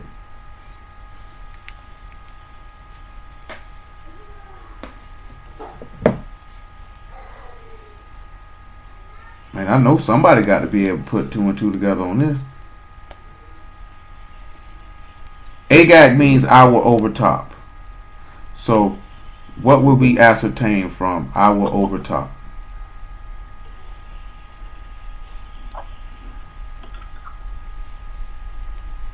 Y'all ain't got no idea what that could mean for y'all? What? So don't nothing come to y'all head when y'all hear that. Nah, I just clicked back over. Ask the question again. He said I will overtop. So what is he talking about? Agag name means I will overtop.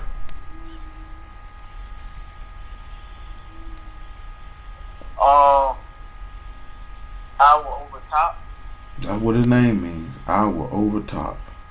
The only thing I was thinking about was the blessing. I just clicked back over. I was on the other line, but just off that sentence alone, I was just thinking about the blessing Abraham said to Esau. I remember he said something about you would have. Anyway, he said. I think he said. You enjoy the fatness in the earth, and then when it's your dominion or rule, you'll do something to Jacob. I forgot what it was, but that's not it though, is it? No. I'm just asking. When y'all hear I will overtop, what y'all think about? Standing the only person got it in there. Are you talking about like a prophecy? Just period. Like his definition. Because I know that over top, you could come with a prophecy. I know over top throwing you, but I know what it would actually mean though. Because I actually just read it in Revelation chapter 2. Actually, what is really important. Just over top is a very weird word. But if you, all right, what prophecy would you come with, Deidre? I honestly don't even know what you're trying to say, but No, I'm just asking when y'all hear. Yeah, his over top. Yeah, that's what his name means. I will overtop.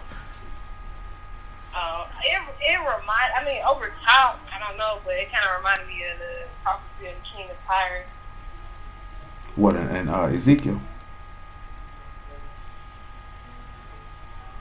Yeah. Which one that is? 28. Let's look at that in 28. Let's see what she got. Ezekiel 28, everybody. But I don't think that's relative. That's why I didn't see it. Okay, we're gonna look and see. We're gonna look and see real fast. It is to a certain extent.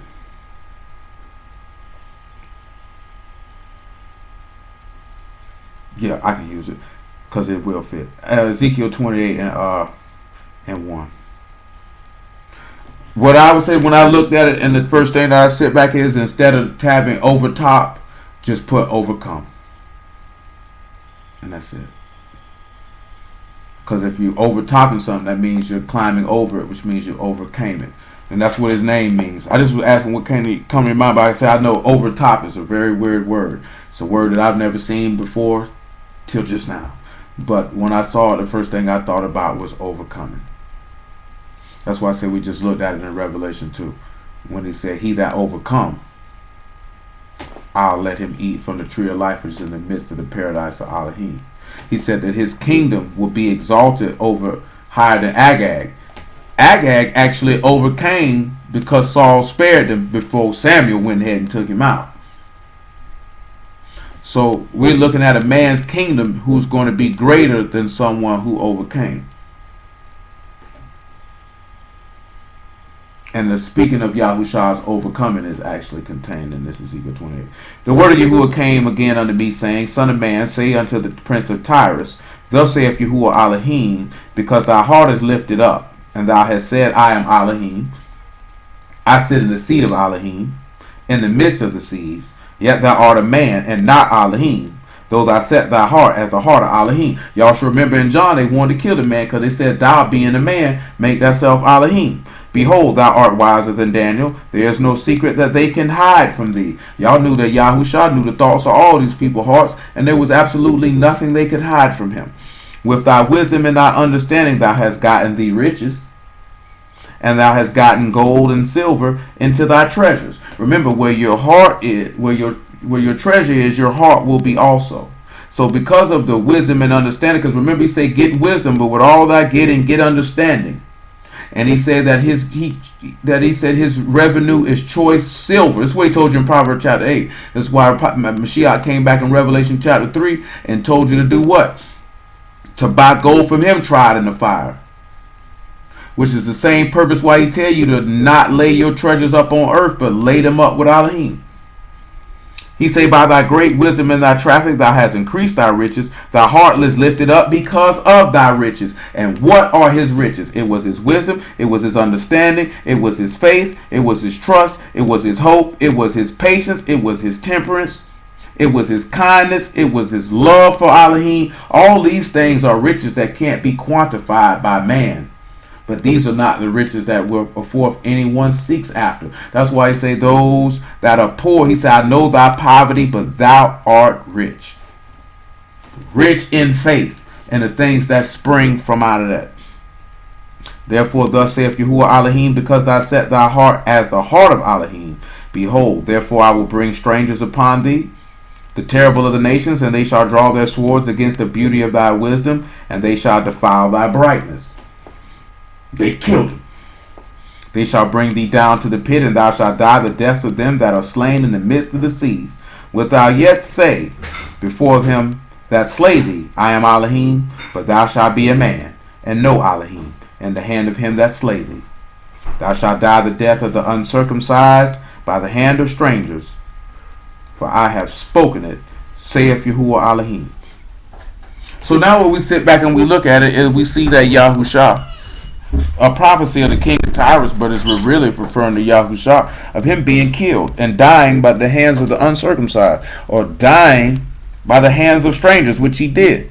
He died by the hands of the Romans. They're the ones who put him to death. But let's go to John 16 and 30. And let's see if he overcame. And if he overcame, if his kingdom going to be greater than Agag's, and his name means I will overtop or I will overcome, then we would be able to ascertain that this man's kingdom is going to be greater. And when we look at the things that would make his kingdom greater, his kingdom was not made great by warfare. Not warfare by hands, because our weapons of our warfare are spiritual and not carnal.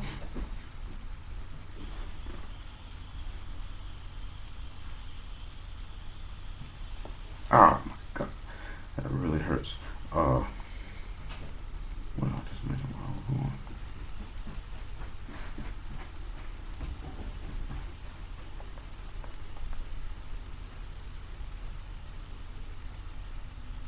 John 16 and 30. I might want verse 26 though.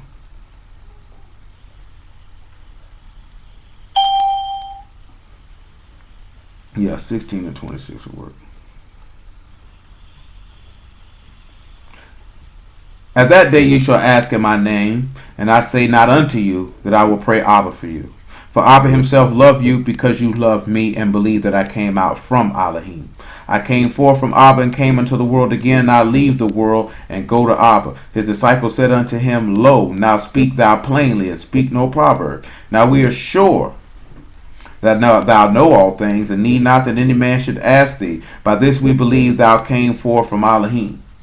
Yahusha answered them, Do you now believe? Behold, the hour come, yea, and is now come, that you shall be scattered, every man to his own, and shall leave me alone. Yet I am not alone, because Abba is with me. These things have I spoken unto you, that in me you might have shalom.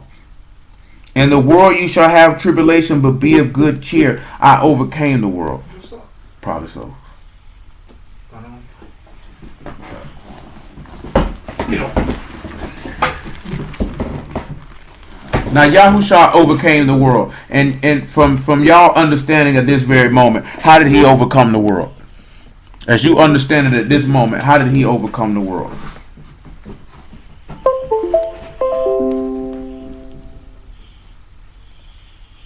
Dying. Kira says dying. Anyone else?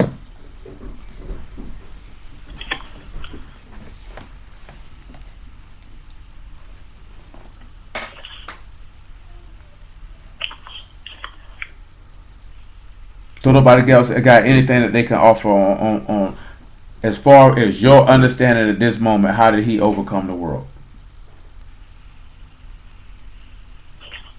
By conquering death. I mean, Kira said it. Well, what I was going to say. Go ahead, Stanley.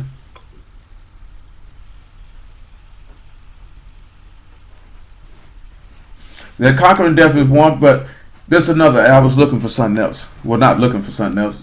Seeing if somebody else was going to say something other than that. You know, and Johnny told you, who overcome the world but he that believed that Yahusha is the son of Alahym. So, you know, he hadn't died yet when he told them that he had overcame the world. For the aspect of overcoming the world, we will overcome the world by the things that we add to our faith and the execution of them. So now let's go look at that 2 Peter chapter 1. And let's see Yahusha did these things to show forth the reign of Alahym, or the rule of the governance of Alahym in his own heart, that he humbled himself unto. That we would have to subdue ourselves and humble ourselves unto. Absolutely, yeah, he definitely did. And that was another one that I was looking to see if somebody mentioned him defeating sin. When he mentioned in that Luke 22 that you are with me, you are those who are with me in my temptations. So therefore, because he defeated sin in his mortal body, that those who believed on him could defeat it in their mortal body, which takes you back to that John 1, where he said, and he gave them power to become the sons of Alahym, all those who believed on his name. Which takes us back to the first thing that I just mentioned, which is the faith in Alahym that he possessed. That's the first thing you need to overcome the world. That's the first thing that you're going to need to be able to enter into his kingdom, or to allow the power of that shepherd's staff to subdue you.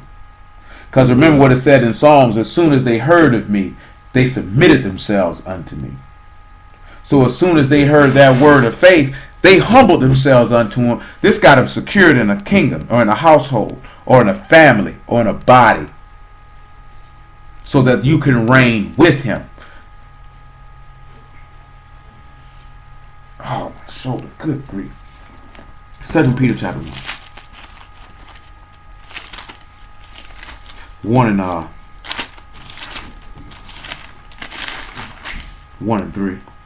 According as his divine power have given unto us all things that pertain unto life and godliness, through the knowledge of him that called us to esteem and virtue, whereby are given unto us exceeding and great precious promises, that by these you might be partakers of the divine nature, having escaped the corruption that is in the world through lust. And besides these, giving all diligence, add to your faith virtue. When we look at virtue, where's an example we can see Yahushua adding virtue to his faith? And this is something that all of us would need to hearken to when we look at adding virtue. Where we could be able to see that he added virtue to his faith.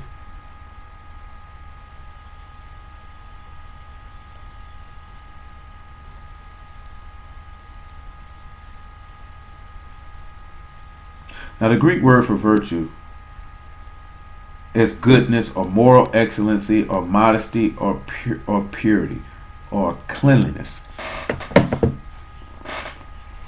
We just already, I mentioned that earlier with the with the Psalms 24, that those who have a pure heart would ascend into his cottage hill and stand there. We talked about that Wednesday. That's why he gonna stand on the Mount of Olives, because of his pure heart. So if you're adding to your faith virtue, or a pure heart, then you'll be adding to your faith the mind of the son of Alahym. And when the book tells us about the mind of the son of Alahym, it gives it to us in three distinct categories. Two of them it says specifically, let this mind be in you. And one of them it tells you to follow his example. The one that tells you to follow his example is that when Yahushua was threatened, he threatened not. When he was reviled, he reviled not. But he committed himself to he who judges righteously. And he bare our sins in his body, that we might be dead unto sin, but alive unto Alahym through the righteousness of faith. The second place he tells you to let this mind be in you is that he didn't think it was robbery to make himself equal with Alahym. So therefore he humbled himself under the death of the state and became a servant, that he may be exalted, that at the name of Yahushua every knee should bow and every tongue should confess. And the last place where he told you to let this mind be in you is that Yahushua suffered in the flesh, and he that suffered in the flesh ceased from sin, that he should no longer live the rest of his time to the lust of men, but to the will of Alahym. So when we look at adding to our faith virtue, we look to adding to our faith to have the mind of Alahym. That is the pure heart, the clean, sincere heart, which is going to take us to Tamayim, which is the covenant of the Ruach, or the covenant of life, or the covenant of the Spirit, which takes us to faith. And this is how you will overcome. And this is the reign of Alahym, which cannot be beheld through observation, because it is within you, because it rests within your heart. So if you're going to add to your faith virtue, or the cleanliness to be, he said, you're clean from the word that I have spoken unto you. He said you can wash yourself and be without spot, wrinkle, and blemish. If you have a pure heart, you will see Alahym literally. I know that my Redeemer live, and I shall see him. Even though after worms destroy this body, I will see him for myself, because you have a pure heart. And to have a pure heart, you need to have the mind of Alahym. Period. Ain't no way around that. Then after that, he tells you to add to your virtue knowledge. So now if you adding knowledge, that takes us back what we discussed recently in Matthew chapter 11. Come to me, all ye that labor and are heavy laden, and I will give you rest. Take my yoke upon you and learn of me, for I am meek and lowly in heart. Why is he meek and lowly in heart? Because the shepherd's staff subdued him. So now once you realize that you done took on the mind of the Son, now you added the knowledge of the Son. And when you add the knowledge of the Son, you will learn humility. You will learn kadeshness. You will learn to be a mouth that has no guile. You will learn to do justice and judgment. You will learn to execute mercy. The next thing he tells you after that is what? Add to the knowledge self-control. So then when we look at self-control, Yahushua showed self-control in Mark chapter 3. When he looked upon the people angry, in anger, I should say, because of the hardness of their hearts, when he was healing the man with the withered hand. Or about the self-control to that when these people were accusing him at his trial, that he spoke not a word. He spoke not a word. These people were railing all manner of accusations, and he spoke not a word. Or even the play where I just mentioned before, that he put his trust in he who judges righteously. That when they smacked and slapped him around, he did not threaten. Or what about the fact that when Peter cut off the man and he told him, I could call for 12 legions of Alahym right now. That's self-control. Because I could call on these Alahym and they coming. But I'm not going to do that. See, this is the reign of Alahym. See, this is a part of the kingdom of Alahym that we don't like to think upon. If we're going to enter into this man's kingdom and say you got to have clean hands and a pure heart. I mean, you got to be innocent and you got to have the thoughts of the Son. If you innocent and you have the thoughts of the Son, then of course you're going to purify yourself with the Word. And when you purify yourself with the Word, it's because of the knowledge of the Word. The knowledge of the Word will allow you to control yourself, because the book say anger rests in the bosom of fools, and not to have a hasty spirit. Because this is what you're going to have to be able to execute self-control. Self-control is what got Moses kept out the land.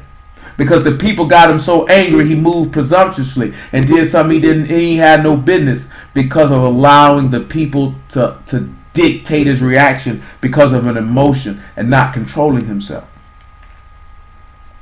Remember, self-control is not necessarily always, not having sex or not doing this here. Sometimes it's not doing something that could shed your Alahym in a bad light. Knowing how to control yourself. Knowing to have reign over your own spirit. I tell you in Proverbs, he don't have no rule over his spirit. It's like a city broken down without walls. You have to be able to know how to control yourself. So, the next thing after that is to add patience and godliness.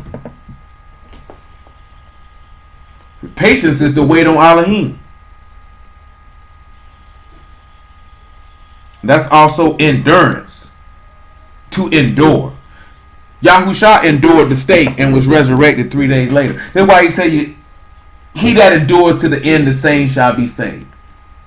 A lot of people look like enduring to the end, meaning that they can fight to stay alive until Yahushua return. Enduring to the end is this right here. 1 Timothy chapter 6. Is it chapter 6? Go over here to 1 Timothy. So you got to be able to have... See, when we look at patience, that means to continue on in the face of adversity. Everybody can continue on in the face of adversity. It's 2 Timothy, I want to say. Everybody's not going to continue on in the face of adversity. Everybody don't got that in them. That is not it. That is not what I want. The word is in my head. I need the verse though. Or if not, we're just going to have to go with wherever it is. And somebody will tell me where it's at later.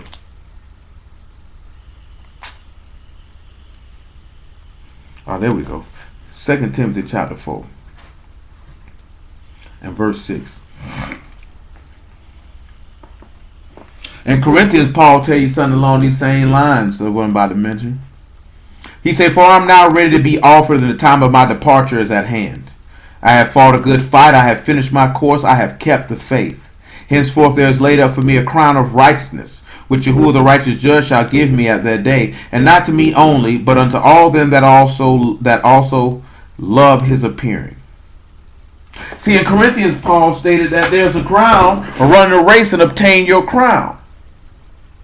See, everybody doesn't have the patience or the steadfastness to continue, which is another example of the reign of Alahym. Because when you turn around and you look at Moses, when you look at Yahushua son of Nun, when you look at King Hezekiah, when you look at King David,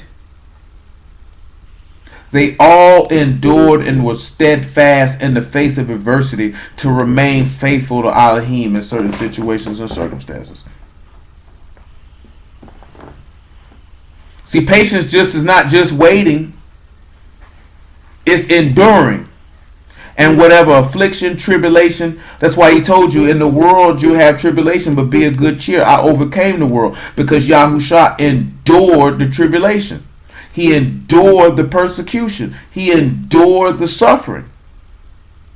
None of us have shed our blood to not sin. Therefore, endure.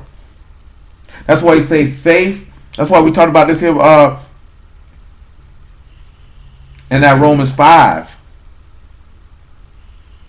How hope don't make ashamed because of the experience. And that experience brought forth because of the patience or the enduring. Now you experience the salvation, the power, the mercy of the living Alahym. So therefore you can continue to endure to receive a full reward from him and whatever he seems fit to give unto you. Whenever he sees fit to give it unto you. See, everybody now, it's a lot of people who I know 4 or 5 years ago was Yahuwah this, Yah this, Yah that, Yahoo. Don't even fool with the word no more. For whatever reason. Some people can't endure just for the fact of what I was talking about earlier. Because the people keep killing us. And we say we waiting on a God to come save us. And he ain't never coming. So they couldn't endure and be steadfast. He told you that in Psalms. They weren't steadfast in my covenant. See, the minute thing, that's why he said, hey man, I will avenge you speedily. Nevertheless, will the Son of Man find faith upon the earth? People will not endure. That's why I told you that before. You learn a lot about an individual's character in adversity. When we looked at Yahushua through the adversity he suffered to get up on that next day, we learned that this man had a pure, unadulterated, godly character without question. When we look at godliness, all we got to look back and look at is gentleness, goodness, faith, long-suffering, mercy, and forgiving of sins. We seen Yahushua forgive the lady's sins who washed his feet. We seen him forgive the sins of the man he healed in Matthew chapter 9. We seen him show mercy to the lady with the issue of blood, resurrecting the people from the dead, feeding them people the loaves of bread and the fish. We showed him showing mercy upon the woman who they caught in adultery. He manifested godliness everywhere he went. We could see him showing brotherly love or brotherly kindness to Zacchaeus when the scribes and Pharisees say, what is you talking to this man for? He say he's a child of Abraham. Salvation has come to his house this day. Again, showing godliness because he showed mercy to forgive his sin, transgression, and iniquity. This is the reign of Alahym. Literally. And that's something that you can't, that's not a manifestation of him sitting upon a throne ruling. That's a manifestation of him sitting upon a throne in your heart, ruling in you. The same way he sat in Yahushua's heart and ruled in him and directed him and subdued him, and he was secure to return back into the Kadesh tabernacle to make intercession on our behalf, as we talked about a couple weeks ago with his priest garments. And all this is really working us towards the dealing with the fact that him redeeming us from the transgressions of the first covenant, which we probably going to have to speed that up and deal with that because of Passover, because it's about that time and it fits the framework of what we're talking about during the feast week. So nevertheless, you have to sit back and look at that when we look at the reign of Alahym. It's the power of this man's shepherd staff, or you can say the power of his teaching, or whatever you want to use to cause you to be subdued, to be secured into the storehouse, into the house, into the kingdom, into the temple of the living Alahym. Will you allow that man's teaching to subdue you? Which is why Mashiach told you to take up your stake and follow him. And that's why Paul's taking sit back and say, we die daily. Always bearing about the marks of the body of the Master Yahushua, because we will subdue ourselves or humble ourselves under his word. Which is why he said you got to become like a little child. That's what the kingdom of Alahym is all about. Submission, obedience, humility, being a servant. That's why I told you, according to this book, you should never walk around here talking about you nobody's slave. You nobody's servant. See, matter of fact, since I said that, 1 Corinthians chapter 7.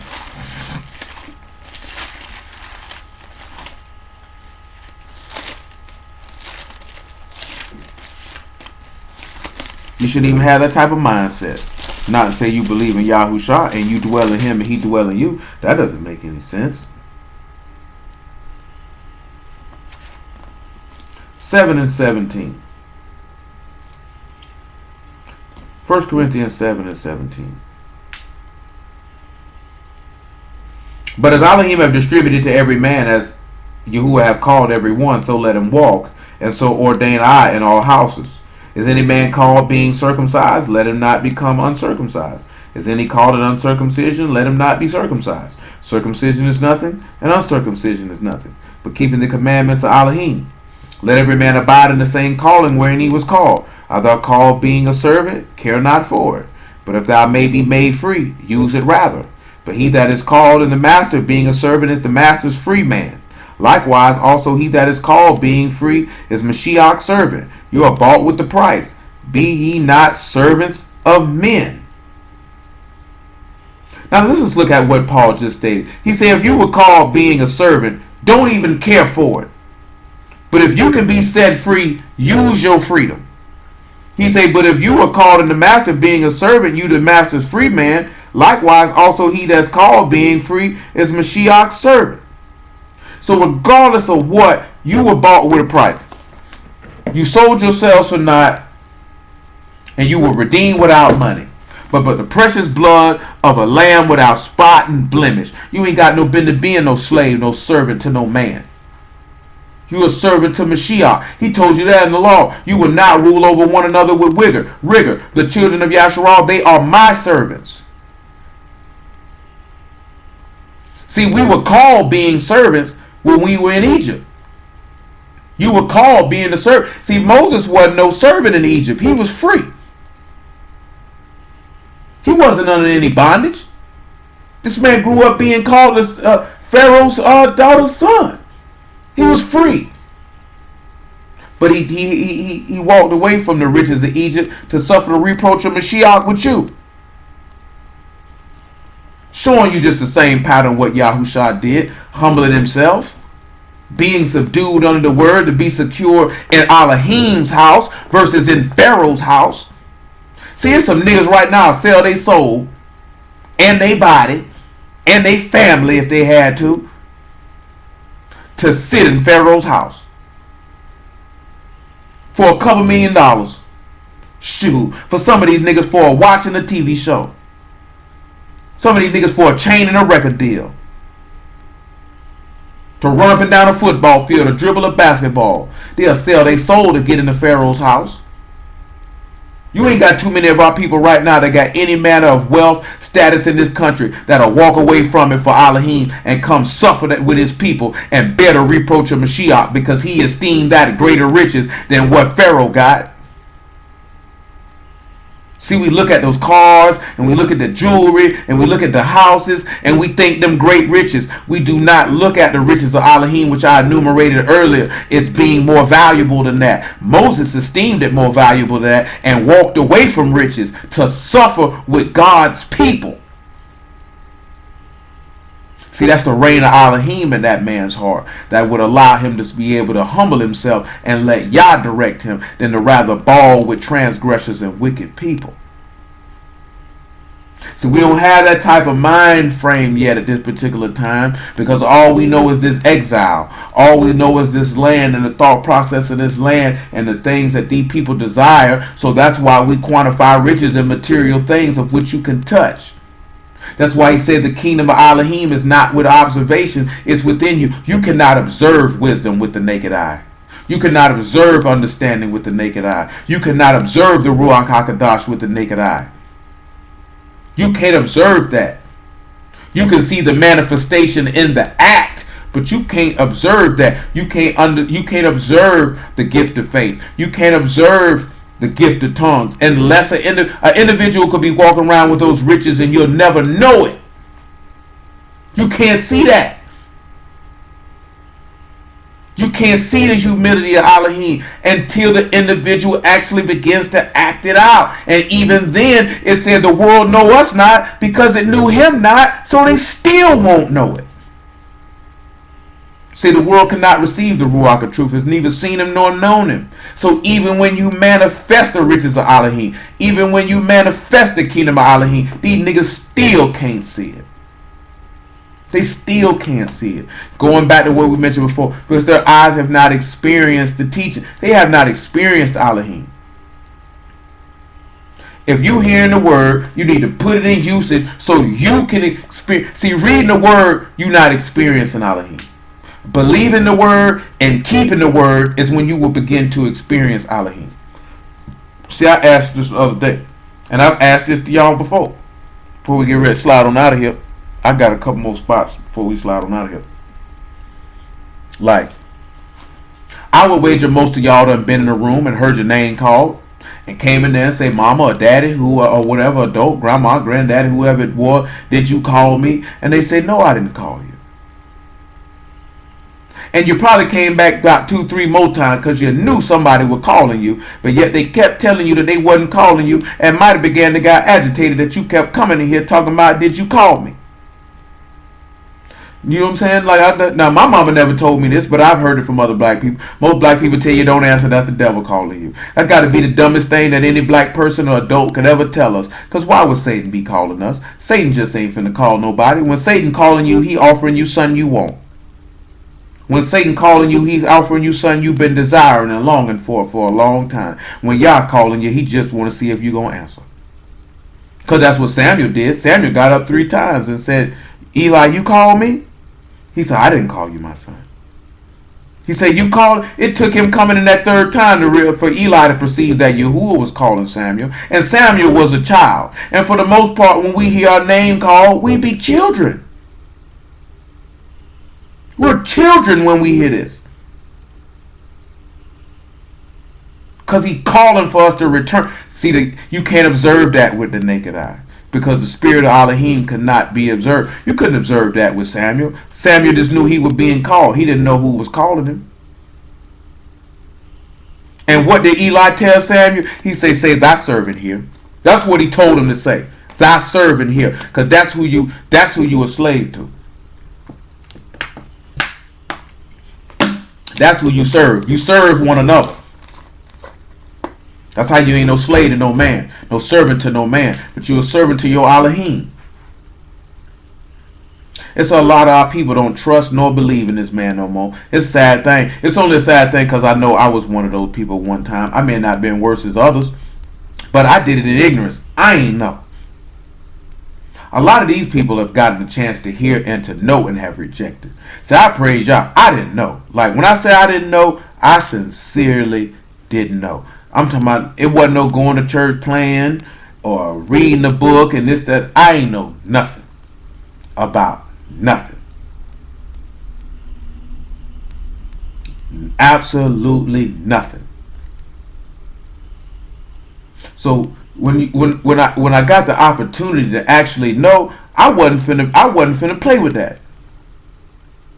Cause I knew I ain't know nothing, and now he let me know this. So you mean to tell me if I know this and I go back to, it's going just like we read before, it's gonna be worse than when you started. Now I done return back to vomit. Ain't none of y'all finna go throw up and go wallow in it. Ain't none of you finna throw up and go eat it like a dog. Oh, I need to take that, put that back in my stomach. Ain't none of y'all finna do like no pig and poop and defecate and urinate everywhere and then go roll around in it. Well, that's exactly what you're doing when you get free from the corruption of this world and to go back to sin. That means the reign of Alahym or the kingdom of Alahym was never in you. That word never subdued you. 1 Corinthians chapter 15. Matter of fact, Isaiah 25. And then we'll go to 1 Corinthians 15. And this is what makes his kingdom going to be higher than Agag's. Because the overcoming that Yahushua performed was much greater. Was much greater. And if you believe that he is the son of Alahym, you will overcome even as Yahushua overcame. Because this is the victory. This is our faith. This is your hope. This is your patience. That's why I say here is the faith and patience of the Ka. This is the endurance of the Kased. This is your endurance. He endured the stake. You can endure. Isaiah chapter 25 and verse 8.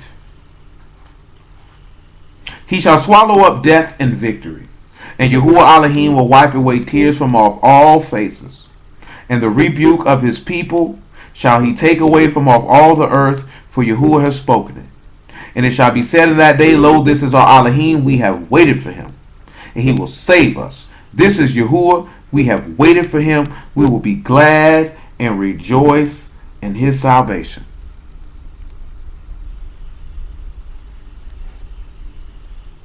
Yahushua waited for 3 days and 3 nights in that grave, and Yahuwah saved him, and he rejoiced in his salvation. Can you wait? Can you endure? Can you remain steadfast so that those tears can be wiped off of your faces?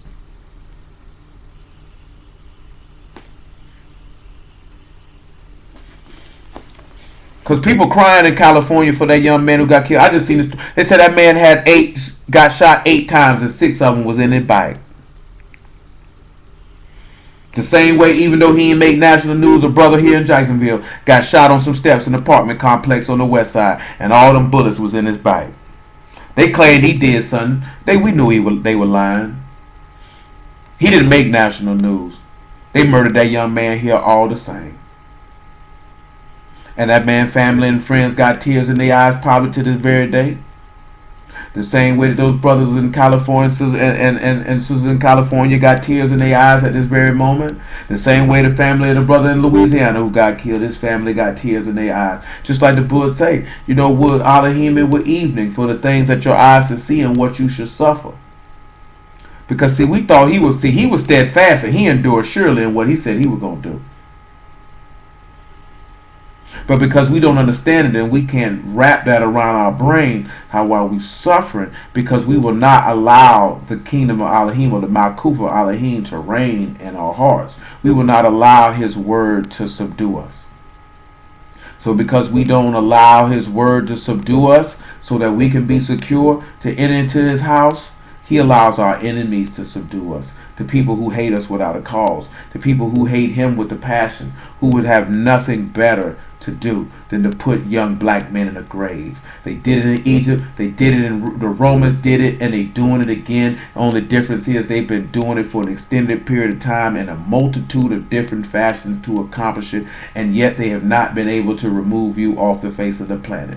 To say the police got a license to kill you, you still won't die. They came up with AIDS, you still won't die. We gave you crack, you still won't die. We put guns in your neighborhood, you still won't die. We lock you up at high rates, you still won't die. We try to put a culture where it's cool for you to be a homosexual, you still won't die. We put all manner of cancer causing agents in the foods, and you still won't die. They got a whole bunch of white kids walking around here talking about whatever they call it, the movement for like this here, for little white children to be saved. Cracker talking all this stuff about get these guns off the street. Nigga, ain't no guns killing our people bought legally. Ain't now nigga walk nowhere and bought no AR-15 or no AK-47 out no gun store. Not for the most of our people getting murdered. That ain't got nothing. And the reason I mention that because they trotted out a couple black kids in the inner city out there for their speeches. I seen a brother say who lived in Chicago. This man say that his homeboy came and got him and said they were a crate of guns left in the alleyway. They didn't even know how the guns got there. Cause you better believe all that killing going on in Chicago. Ain't nobody walked no gun store and bought no gun. These guns are illegal. So that whole type of movement they got going on ain't even got nothing to do with us.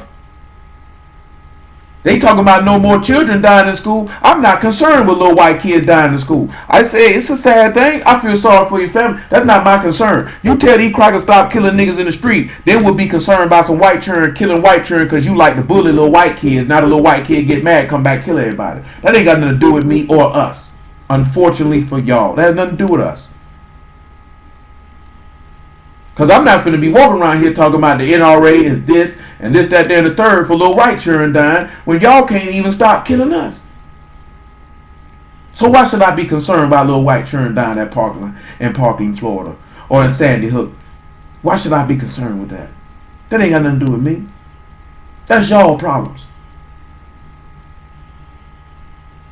It may be that harsh to say that's y'all problems. That ain't got nothing to do with me. You know what I'm saying? See, I wouldn't have a just weight and a just balance if I said, you know what, I can ride with that while you overlook the oppression of almost 20 million people.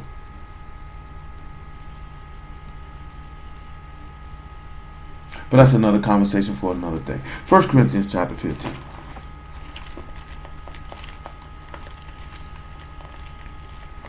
They want you to get mad at white on white crime. They don't care nothing about white on black crime. They don't care nothing about what they do to us. But when we supposed to jump on the bandwagon because little white children got shot and killed. I will not. 1 Corinthians chapter 15 about verse 20. But now is Mashiach risen from the dead and become the first fruits of them that slept? For since by man came death, by man came also the resurrection of the dead.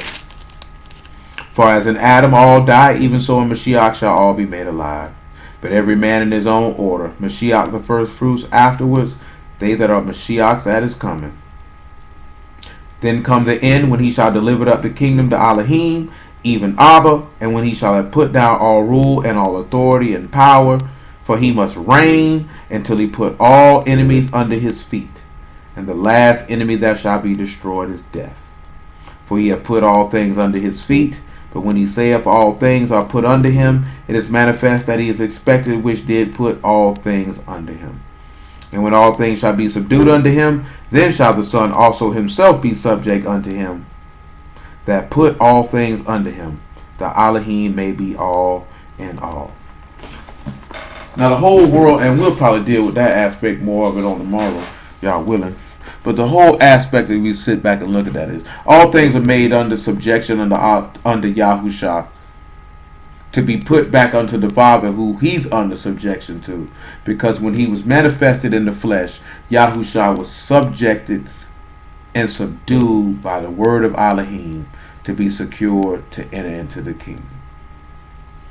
When we go about preaching the kingdom of Alahym, it's to preach submission to the will of Alahym. Humility to offer yourself as a living sacrifice and to execute the things that we mentioned in Peter. The virtue, the patience, the knowledge. I didn't really finish all that. The brotherly kindness. Let me finish all that. My apologies. Verse 7. And to godliness, brotherly kindness, and to brotherly kindness, charity. Because if you could execute godliness, then you could execute. Remember, brotherly kindness is those who do the will of Alahym. So if you can be good to those who are of the household of the faith, then you can add the love. Because Alahym told you to love your neighbors, you love yourself. And to love Alahym with the whole heart and the whole soul. These are the greatest commandments on which the whole Torah hangs. And when the gentleman told him that was more important than all whole burnt offerings and sacrifices, Yahushua told him, you are not far from the kingdom of Alahym. Notice that he did that. Mark chapter 12, and I'll show you what I'm talking about. Notice what he told him when he said that he wasn't far from the kingdom of Alahym based on his statement. Because again, this is not necessarily that can be observed, and it's the reign of subduing yourself under the word. Mark 12 and 29.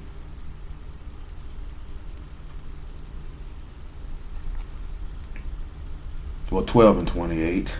And one of the scribes came, having heard them reasoning together, and perceiving that he answered them well, asked him, which is the first commandment of all? Yahusha answered him, the first of all the commandments is, Hear, O Yasharah, Yahuwah Alahym is a Ka Yahuwah.